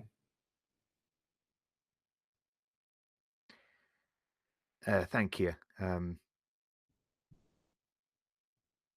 know I must look a state next to you, but Nonsense, nonsense. It's not the clothes that a man wears, but the man that fills out the clothes that really matters. And he leans over and just like kind of like, you know, brushes some imaginary lint off of your shirt. And he's gonna like he's rolling to turn you on. Like he's going for it. So sure thing. we're gonna see how this works out for me. Oh, it's a 9 minus 1, which is an 8. Cool. Mm-hmm.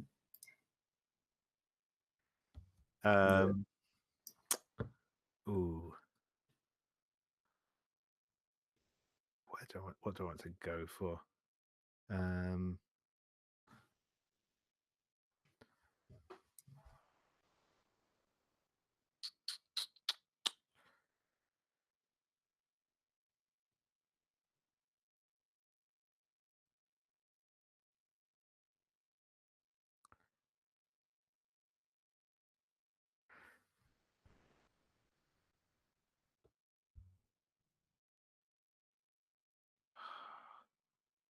I think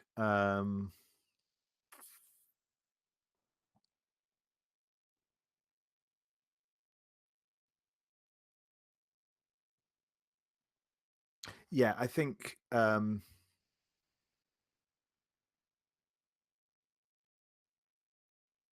Jonathan's going to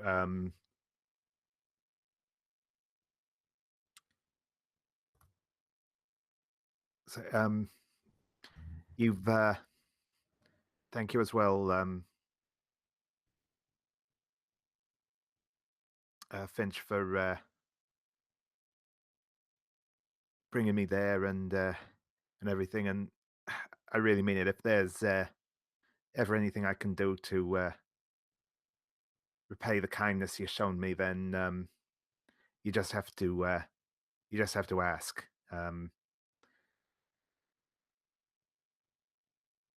There's little I have to offer a man like you, but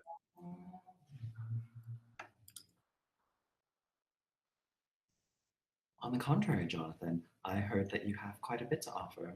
Magnus told me. And in fact, if you would, I think the thing that I would ask of you the most is that you simply share yourself with me.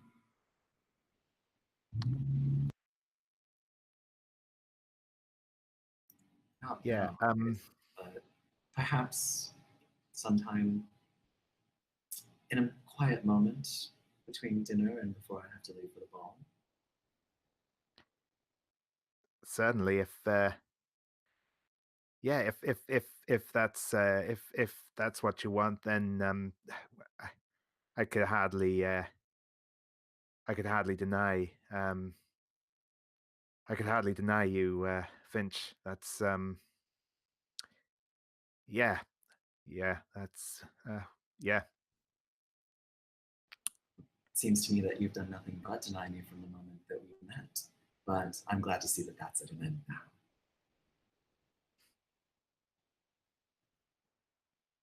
Don't worry, I will do so surreptitiously, but I think that there shall come a time during dinner where I might ask your assistance in something, and I would very much appreciate you assisting me. I'll I'll be glad to, of course. Wonderful. And at this point, I kind of I turn back and I watch as we continue down the path. But at this point, I place my knee like firmly against yours, and the heat of my body seeps through the clothing. Yeah, I think Jonathan is kind of studiously looking at the other side of the carriage, but he's kind of got that mixed look of kind of terror and elation sort of thing.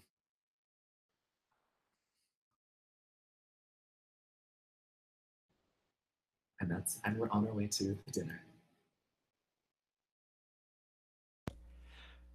Yeah, right, I gotta MC this. I'm just gonna cut to Alice arriving at. So, what does stately Hunter Manor look like? I think that the main drive out of town like branches off to become the drive up to our house. And it's all sort of very well manicured, lots of old trees and an enormous house. Um, and yeah, just an old stone mansion, very stately. It's been there for many years. Yeah, I think when I step out of the carriage, I kind of see that, and you're there. I guess you're there to.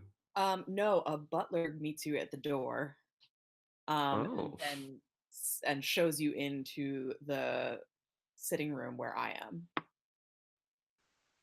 I think I was just kind of nervous because my dress is not the best. It's fine, but you know, it's all right.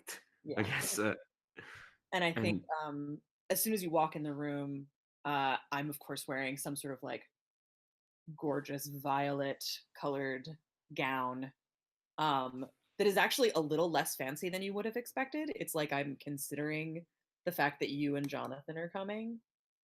The color is gorgeous, but it's not like over the top ostentatious.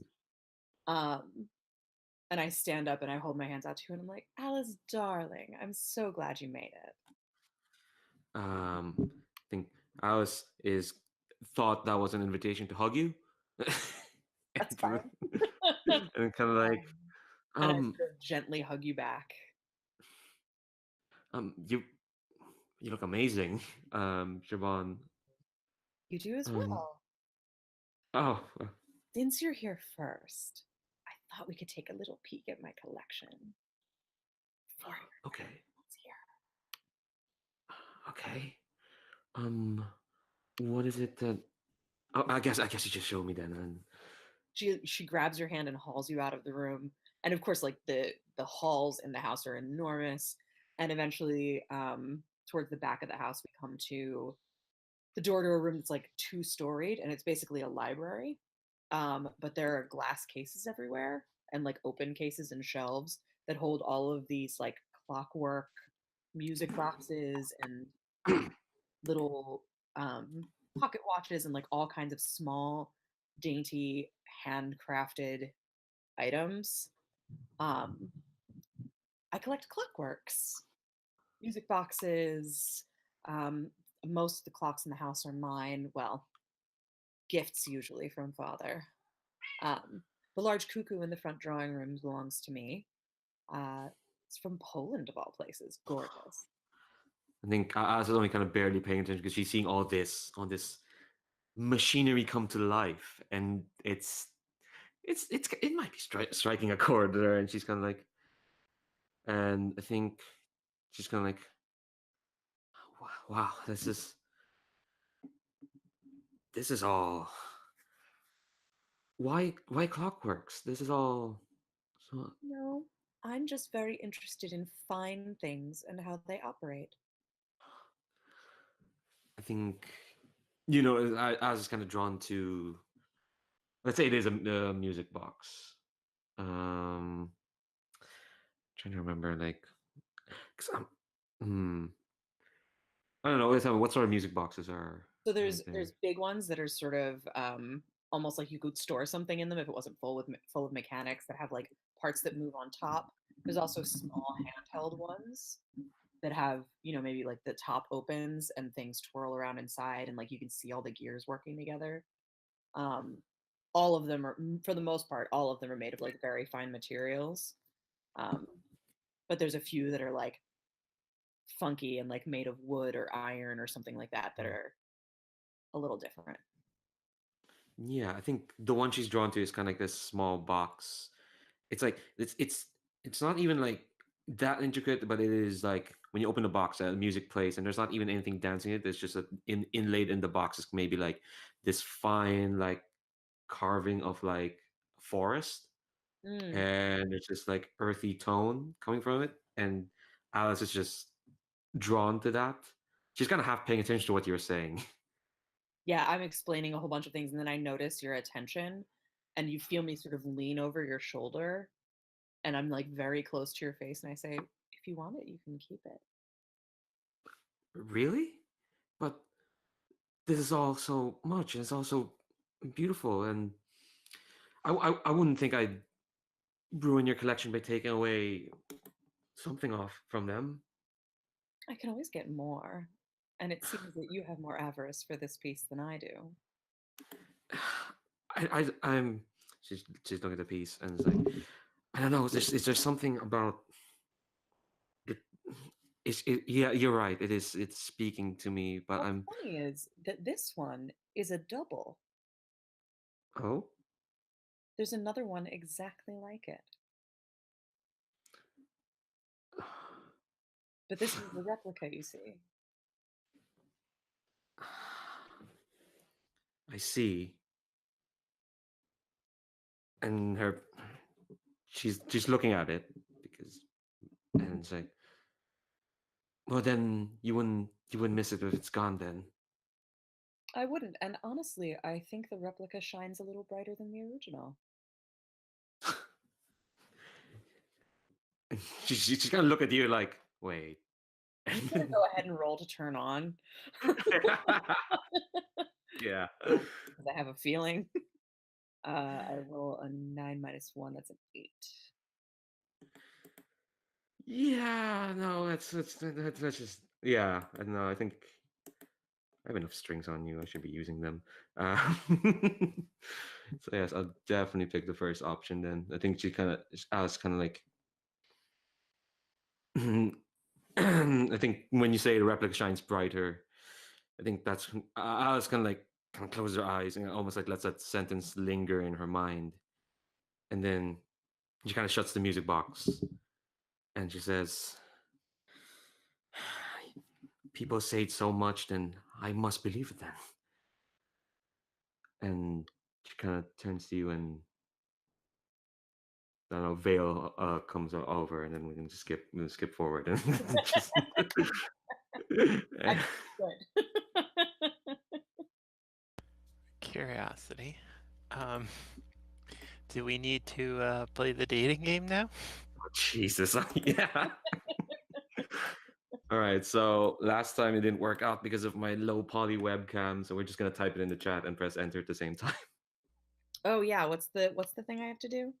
Um, so I guess read on my hollow sex move. When you have sex with someone, both players secretly write down whether the sex was confusing or soothing for the character. If you reveal the same answer, both characters mark experience. So Great. we'll just type it in the chat and then press Ready? enter at the same country.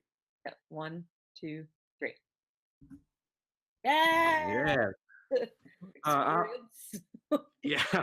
Alice just keeps hanging with the right people. And also Uh, my next move is after I have sex with someone, I ask them what they like and promise I'll get it for them. So Oh. Ooh. But when it says gain 2 strings on them, that's separate from what you from the promise. Right? You just gain 2 strings anyway, do you? I think so. It doesn't, I mean, I think I have to promise to get it for you and then gain 2 strings. Okay. I think um ooh, what did she ask of you? Um she I think hmm I think she you know what? So the thing with that hypnosis is that Alice knows exactly what's been done to them. Mhm. And I think Alice is gonna tell you that oh wait, no, she can't because she's asking for help and she'd want to go to Finch because of this command. Mm. Oh, oh God. Well, if you're, I'm asking you what you want. What?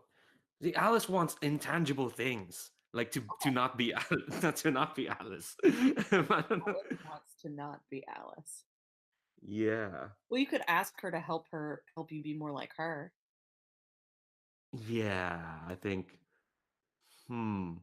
Like if you enjoy things about her personality and stuff. Yeah, because at the start I mentioned I've been shadowing Siobhan anyway, and I think Yeah, what it means to be your own person. Well, yeah, you're a worm, so maybe Alice wants her own collection. I suggest dolls. Yeah, right. maybe there. I think Alice would definitely ask like to find her own person and to do that start copying you, and I guess like Yeah, maybe you're like, how do you know yourself so well? And mm, and we sort of talk through the things that you're interested in. And I am like, oh, well, I can help you figure out what your style is and what you're interested in. And I think maybe, what you notice well is that when Alice is telling you like stuff she likes, you can tell she's not quite believing it when she says no, or like to stay at home and not drink and yeah, not be a nuisance. You can tell she's kind of not believing it as well. right, right. So I'm like, well, we're going to just try a bunch of things until you have an opinion and we'll figure out who you are together. Yeah, and I think she is. I think she's beaming. She's kind of beaming at that, and it's like, um, yeah, I will, especially with people like you helping. Um, Lovely. thanks. Now let's get back to the sitting room before someone else shows up. Oh yeah, and I'm probably when I leave, I'll take that music box with me Yeah, as well. That's kind of a reminder that of your warm and welcome help. yeah. And you get experience for taking that. Yay, I get an advance. So today I learned what it would look like if Masterpiece Theater made a CW show.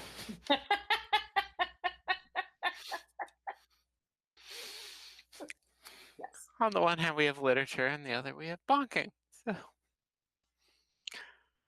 I should have done a Nin. Two birds with one stone, yes. Or Colette. Cool. So Finch and Jonathan arrive. Oh, and of course, Magnus and company. Poor Tommy, the silent partner. He's just happy to be here. It's fine. I don't know what's going on. It's great. He's just happy to be involved.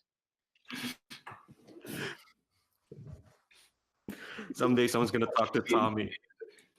We Someday just someone's hired, gonna talk to Tommy, and Kat will be like, "Oh wait, shit, what's Tommy like?" How does Tommy talk? we just hired some pretty kid off the lot. He's not in equity, so we don't want to give him any lines. Tommy's the golden retriever of the group. That means he's gonna die. How did you wonder? Sorry, I killed Tommy, everybody. It's like the loser flag just instantly tripped. Does the dog die in this episode of Monsterhearts? Answer yes. Sort of. Oh my god. Yeah, so we roll in, and of course, I get Magnus to carry all of the flowers. That makes sense. Yeah, he's big and strapping. It's fine. And then I think I go up and I immediately, of course, I immediately go up and I greet Siobhan, and I say, "It's so good of you to have us over. Your hospitality is most appreciated." Oh, thank you so much, darling. I have so much to show you. I am very much looking forward to it. After all, you've been such a mystery in the village. A mystery, really? Yes, from your aside from your strong politics, we don't know that much about you at all. Well, my strong politics are, of course, a big part of it. Well, yes, but I assume there's a bit more to that. There is, yes. And of course, I brought Jonathan and the rest of them. Oh my goodness, all these flowers. We can put them all around the dining room. It'll be lovely. It's like, for some reason, I got the feeling you'd want bluebells. I think I heard them mentioned at some point. They are beautiful. Alice likes them. Perhaps that's what it was. Oh, hello, Alice. How are you? Oh, Finch. I shouldn't be surprised. It's good to see you and Jonathan and the rest and everyone else. And you, and you, and you. Thank you. He's like, he comes over and he like clasps your hands again. He's like, Alice, I must say, I thought I would have heard from you sooner than this, but better late than never. Truthfully, yeah, I knew we would see each other again, and for today, and I thought to, I thought to myself I had enough adventures for now, but I haven't forgotten um what you said. Well, just remember, whenever you need help, I can you can rely on me to be the first person to come to. And his eyes glow green. I'm kind of nodding slowly. It's like, of course, of course. Does Siobhan see this, or is she talking to someone else while Mom this is does happening? see this, and I think she swoops in and says, "You know, Finch, I got a chance to show Alice my little collection since she got here before you did. Why doesn't everybody sit in the sitting room? I have to show Finch some of my precious baubles." Well, I'm always willing to see the things that people pour lots of value into, so he gladly goes off with you to your collection. Um, I sweep him into the other room, and I'm going to do bargaining ceremony. I have been waiting for this. I've been waiting too. I'm excited about it. um, and the room that I take you to isn't the room with my collection in it. It's like a small side room with a small circular table, and I say, "Sit." Do you collect mediocre rooms, my dear? And he settles down in a chair. You know, in a house as large as this one, I actually think we do. Oh, you're such a card. You know, I am. Do you know which card I am? A queen, of course. No, darling, I'm the ace of spades. Hmm. And she sits down across from you, and as she does, this is what the ceremony looks like. Um, as she does, the room feels like way warmer out of nowhere, like as soon as my butt hits the seat. Um, and everything sort of glows like an ember. And out of my nose and mouth comes smoke out of nowhere, like with each of my breaths, sinewy, and it twists around and comes across the table and sort of envelops both of us until the room disappears. And all there is this sort of glow and smoke. I noticed your interest in Alice. At this point, Finch looks around because I'm assuming that it's almost like the room, and from Finch's perspective, it's almost like the room has been overlaid with some other, like the color faded away or some sort, and it's just smoky and gray. And at this point, he's looking around, and you see his eyes start to glow green. And it's not a thing that he's perceptive of, but it's a thing that you can see in this trance.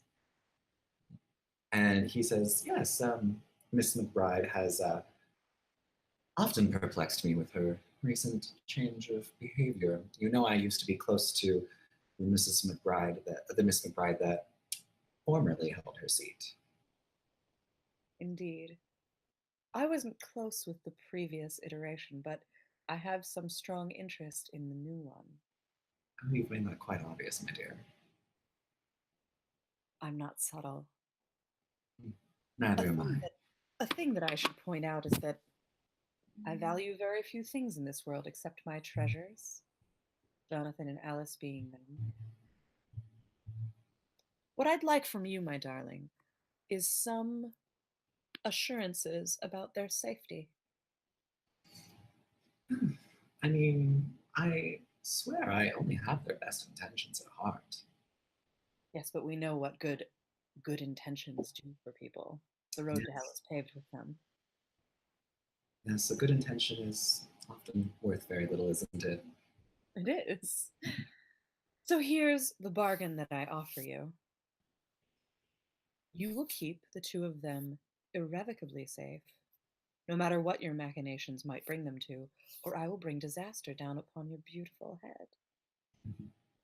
That doesn't seem quite like a bargain. It sounds more like a threat, because I've yet to hear the part where I get something out of it. Well, what would you like? Hmm. Well, you seem to speak an awful lot about treasures, and you've made it clear that treasures really are just playthings. So, I wouldn't say playthings. well, you know, seeing someone as a treasure versus as a living and breathing person might diminish their personhood a little bit, don't you think? As you say. I think that there are certain things that I would like to understand a little bit more about. And this room seems to indicate that you might know more about things than a good country girl should know. Well, then what do you desire, friend? Well, if you know how to do this little magic trick, I'm assuming that you know a little bit more about certain arcane arts, and I would like your help investigating some of them. You see, I seem to have some special talents that not many people do, but I don't quite know how to use them yet. Hmm. Well, I have good news on that score. The ball we're going to tonight is not in this realm. How delightful. I knew you had to have some sort of trick up your sleeve. It's in fairy. Oh, well, I must say that if you'd asked me this summer whether I believed in fairies, I probably would have said no, but considering witches apparently exist, I suppose it's not that hard to believe that fairies do too. So, what I'll give you in exchange for your assurances of their safety is what I know of the Fae. How to move in their court, how to understand their ways. I'm sure you'll do well even without my help, but I'll keep you from falling into certain traps. Certain. Well, the most obvious ones. I don't know everything. I rather like the sound of that, but it sounds as if there might be a little more that I could ask for. Like what?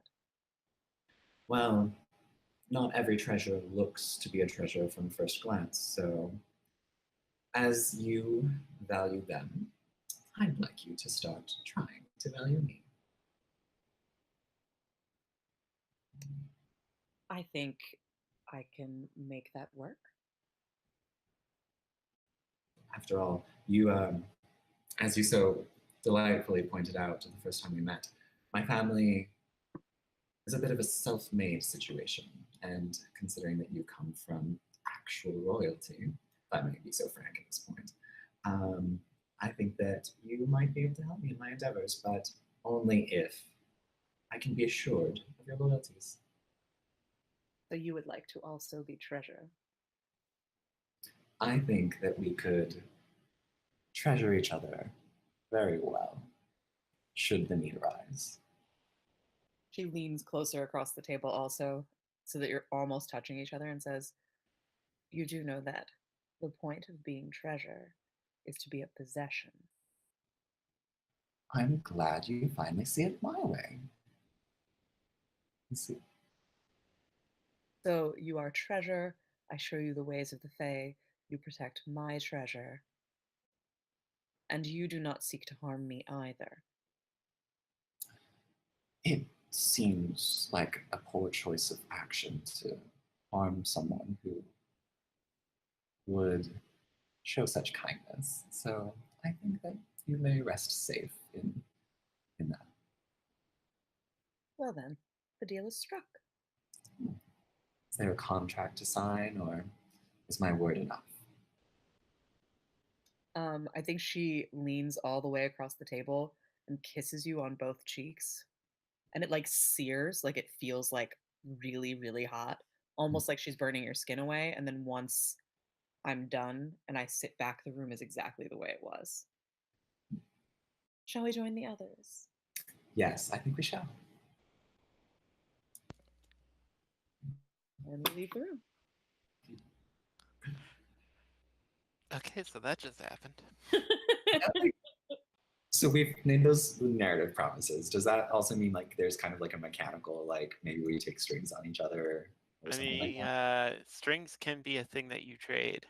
Yeah, strings can be a thing that we trade. I think that we definitely traded strings on each other at that point. Hmm. So I'll go up to 3, and I'm going to switch you to a treasure and not currency. So I will gain 1 on you. And I think that because of that, and because of like the promise that I made that you wouldn't, or that your treasures wouldn't fall into my thrall, I'm willing to say that means that I've lost just the slightest bit of leverage over Jonathan. Lose that string on him. Okay, sounds Makes good. sense. Yeah. Okay. So we haven't seen Jonathan and Alice at the most uncomfortable dinner party in Kingsport history, and given that they had witch trials, that's saying something. So let's see that, shall we? So this is at the dinner party. I Yeah, think yeah. You got. As far as I know, you're not invited to the ball. I can't remember. I thought it was just Yeah, Finch. no, it's just Finch at the ball. Okay. So And yeah, the dinner party, however, yeah, sure. 'cause Alice kind of wants to talk to Jonathan privately. It's I think there's plenty of time where we're all doing the bargain. Yeah, and I think it is kind of like as a very pointed. Jonathan, can I have a word over Sure. there? And I think it's just at the hallway, and she's kind of looking at you, and she's like, "What do you make of Finch Greenwood?"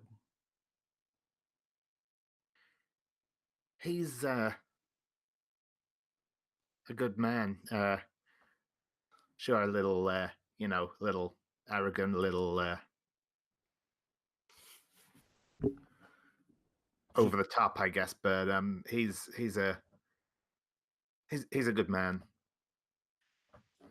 She's kind of looking at you, uh, in kind of mounting horror, I guess. And she's kind of like, "Do you truly think that? Are you not?"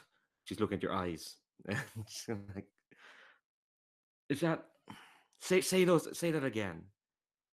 Say them with conviction. I need to know."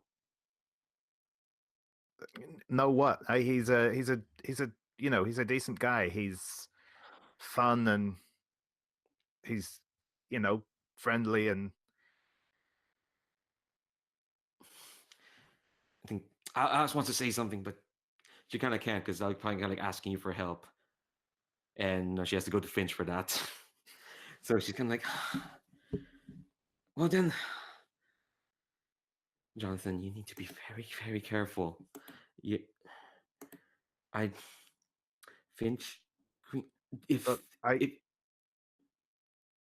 I know I know to be careful around that whole thing. It's fine. that that whole thing, okay, okay.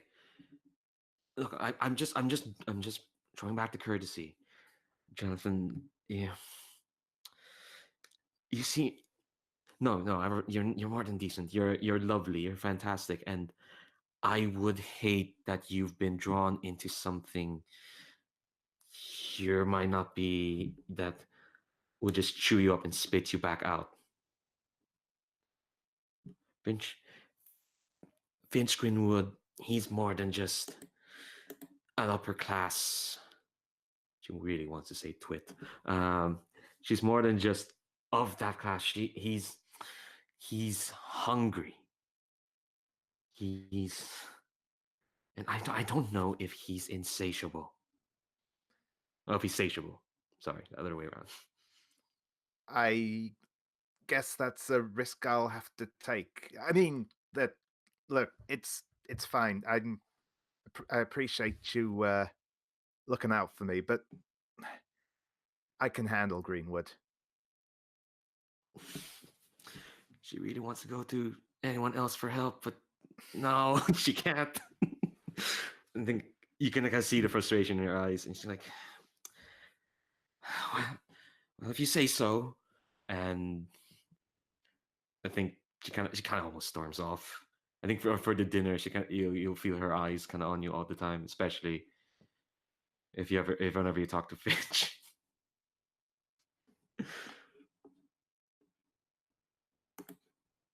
um, does that count as you ignoring some blatant problem with your lover? I mean, I feel like most things, account for that. But yeah, probably in that that specific one. Can't see if you're in source. So that's annoying. So I think the reason why the dinner is kind of a bit awkward, at least for Alice, is that because Finch just had to remind her that he has his thing on her, so she's kind of like just keeping her eyes on Jonathan and Finch, I guess. Yeah, how conscious are people about how the power dynamics have changed between Siobhan and Finch? So I think they've obviously always been super catty to each other. Yeah. But I feel like now that they've leveled and like kind of revealed a bit of their monstrousness to each other, like I would say there's almost a kinship there. Like not like they're like allies, but not friends yet. Yeah. They're so similar that they kind of can't help but get each other. But they definitely like, I think through the course of the dinner, like the level of cattiness is replaced by like this sort of wary curiosity on both sides that isn't like their usual thing. And I think it throws off everyone in the room. Yeah, like of all of them, Joy probably notices the most because she's like the most intimate with my like attitudes and things like that. Magnus probably gets it because he's like on pins and needles with everything that's been happening. And Right. Tommy's probably oblivious. He's probably the one who maybe doesn't notice. He's just like, I'm having a great time. Thomas is just being adorable and not really noticing anything. He's perfect. Yeah, I feel for him. I do too, because he's in trouble probably. He does not know what he has done. He has no idea what's about to happen to him. Are you guys talking about future governor Thomas Blakiston? Maybe. He doesn't know. He doesn't I know. promise the citizens of Massachusetts that I will love you all. It's really great. It's gonna go super well. What could possibly go wrong? But yeah, I think that the feeling at dinner is like an armistice with the possibility of peace, and it's very strange. Yeah. This feels so awkward because I also kind of enjoyed the cattiness. She liked that the two of them were fighting, and now it's like, Well, that probably puts you in an even worse spot because you probably saw Siobhan as an ally, and now she's playing friendly with your biggest enemy right now. Mm-hmm. yeah. Especially after she promised all. Well, she said she'd get something from me. Ah, God, this is all so much. Yeah. Oh, poor Alice. She's having such a hard time. Seriously, Leandra, you come to Kingsport and you're just the focus of everybody's pity. Every time. I'll save my thoughts about that for the debrief. Obviously, if you need help, there's only one person you can turn to. You need the ghost of Ephraim. What about the ghost of Ephraim Moore? What if she would show up and you could tell yourself how to help yourself? Oh my God. First of all, stay away from the green ones. Stay away They've from been nothing but trouble. for sure. I Fair. think what she would say. Seriously. Okay, cool. Wow. Yeah. So, Yeah, Oh, let's. Yeah, no, David.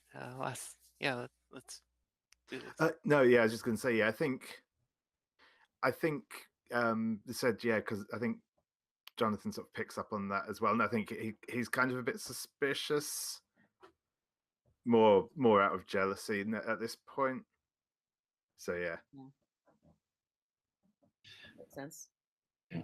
I think if there's anything, I think probably the only thing that Finch wants to do, like before we kind of wrap up, is like I'd love to have like that scene with Jonathan where we finally bring this to fruition, and then I get to my darkest self. Yeah. As I'm going to a party. Yes. Yeah. That's true. We should see that, shouldn't we? Yeah, Into it. cool. So I think the way it looks is probably at some point during dinner, Can I jump in? Because what I want to do is, I think at some point,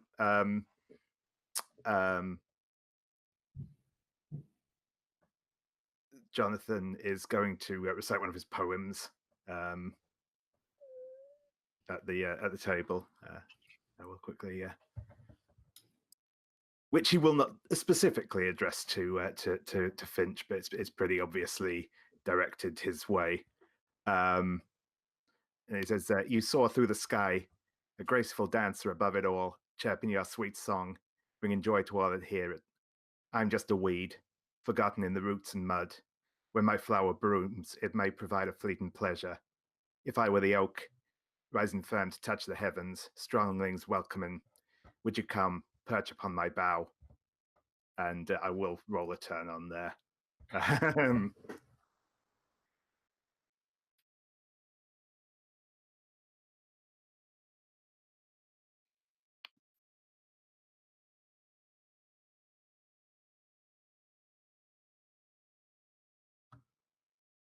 Yeah, that's a 12. Damn. Wow. Okay, that makes sense actually. So you definitely gain a string on Finch, and Finch Yep. gets to choose a reaction. Oh, yeah. Very, very soon after that, he accidentally pours some champagne on his suit and pulls out a handkerchief and asks, Jonathan, do you think you could help me with this in the other room? I would so hate to see it stain. Certainly, Finch. I'd be happy to. And yeah, he'll follow you out of the room. It's like that CW scene where, like, before the door even closes, like you're pushed up against it and it's just happening. Yeah, and I think as we sort of fade to black, Jonathan is going to lean against you and say, "I've loved you from the very first moment I saw you, Finch." Oh my god! I was not expecting. Okay, Finch just he pulls back, and you almost see a tinge of green in his eyes, and then he just doesn't respond and keeps kissing you. Yeah. Cool. Are you telling me, Jonathan, that you're going to send Finch into the Fey realm in his darkest self? Yeah, that's a thing.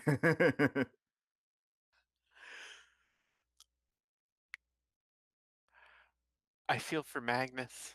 I feel for Magnus. This is not going to go well for him. Oh, that poor boy. Oh. But this is okay. Well, tonight on Masterpiece Theaters, The Flash. Actually, Masterpiece Theaters, Vampire Diaries.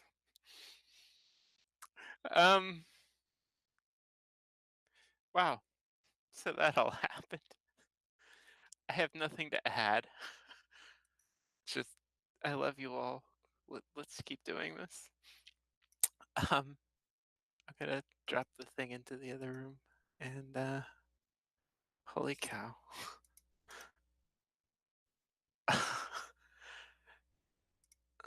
That wasn't what I wanted to. I will do that second. Because I'm definitely going to that. Yeah, yep. I'm working on it. Give me Bye, a second. guys. Yeah, I got feels. Yep. So I'm gonna just go set that up and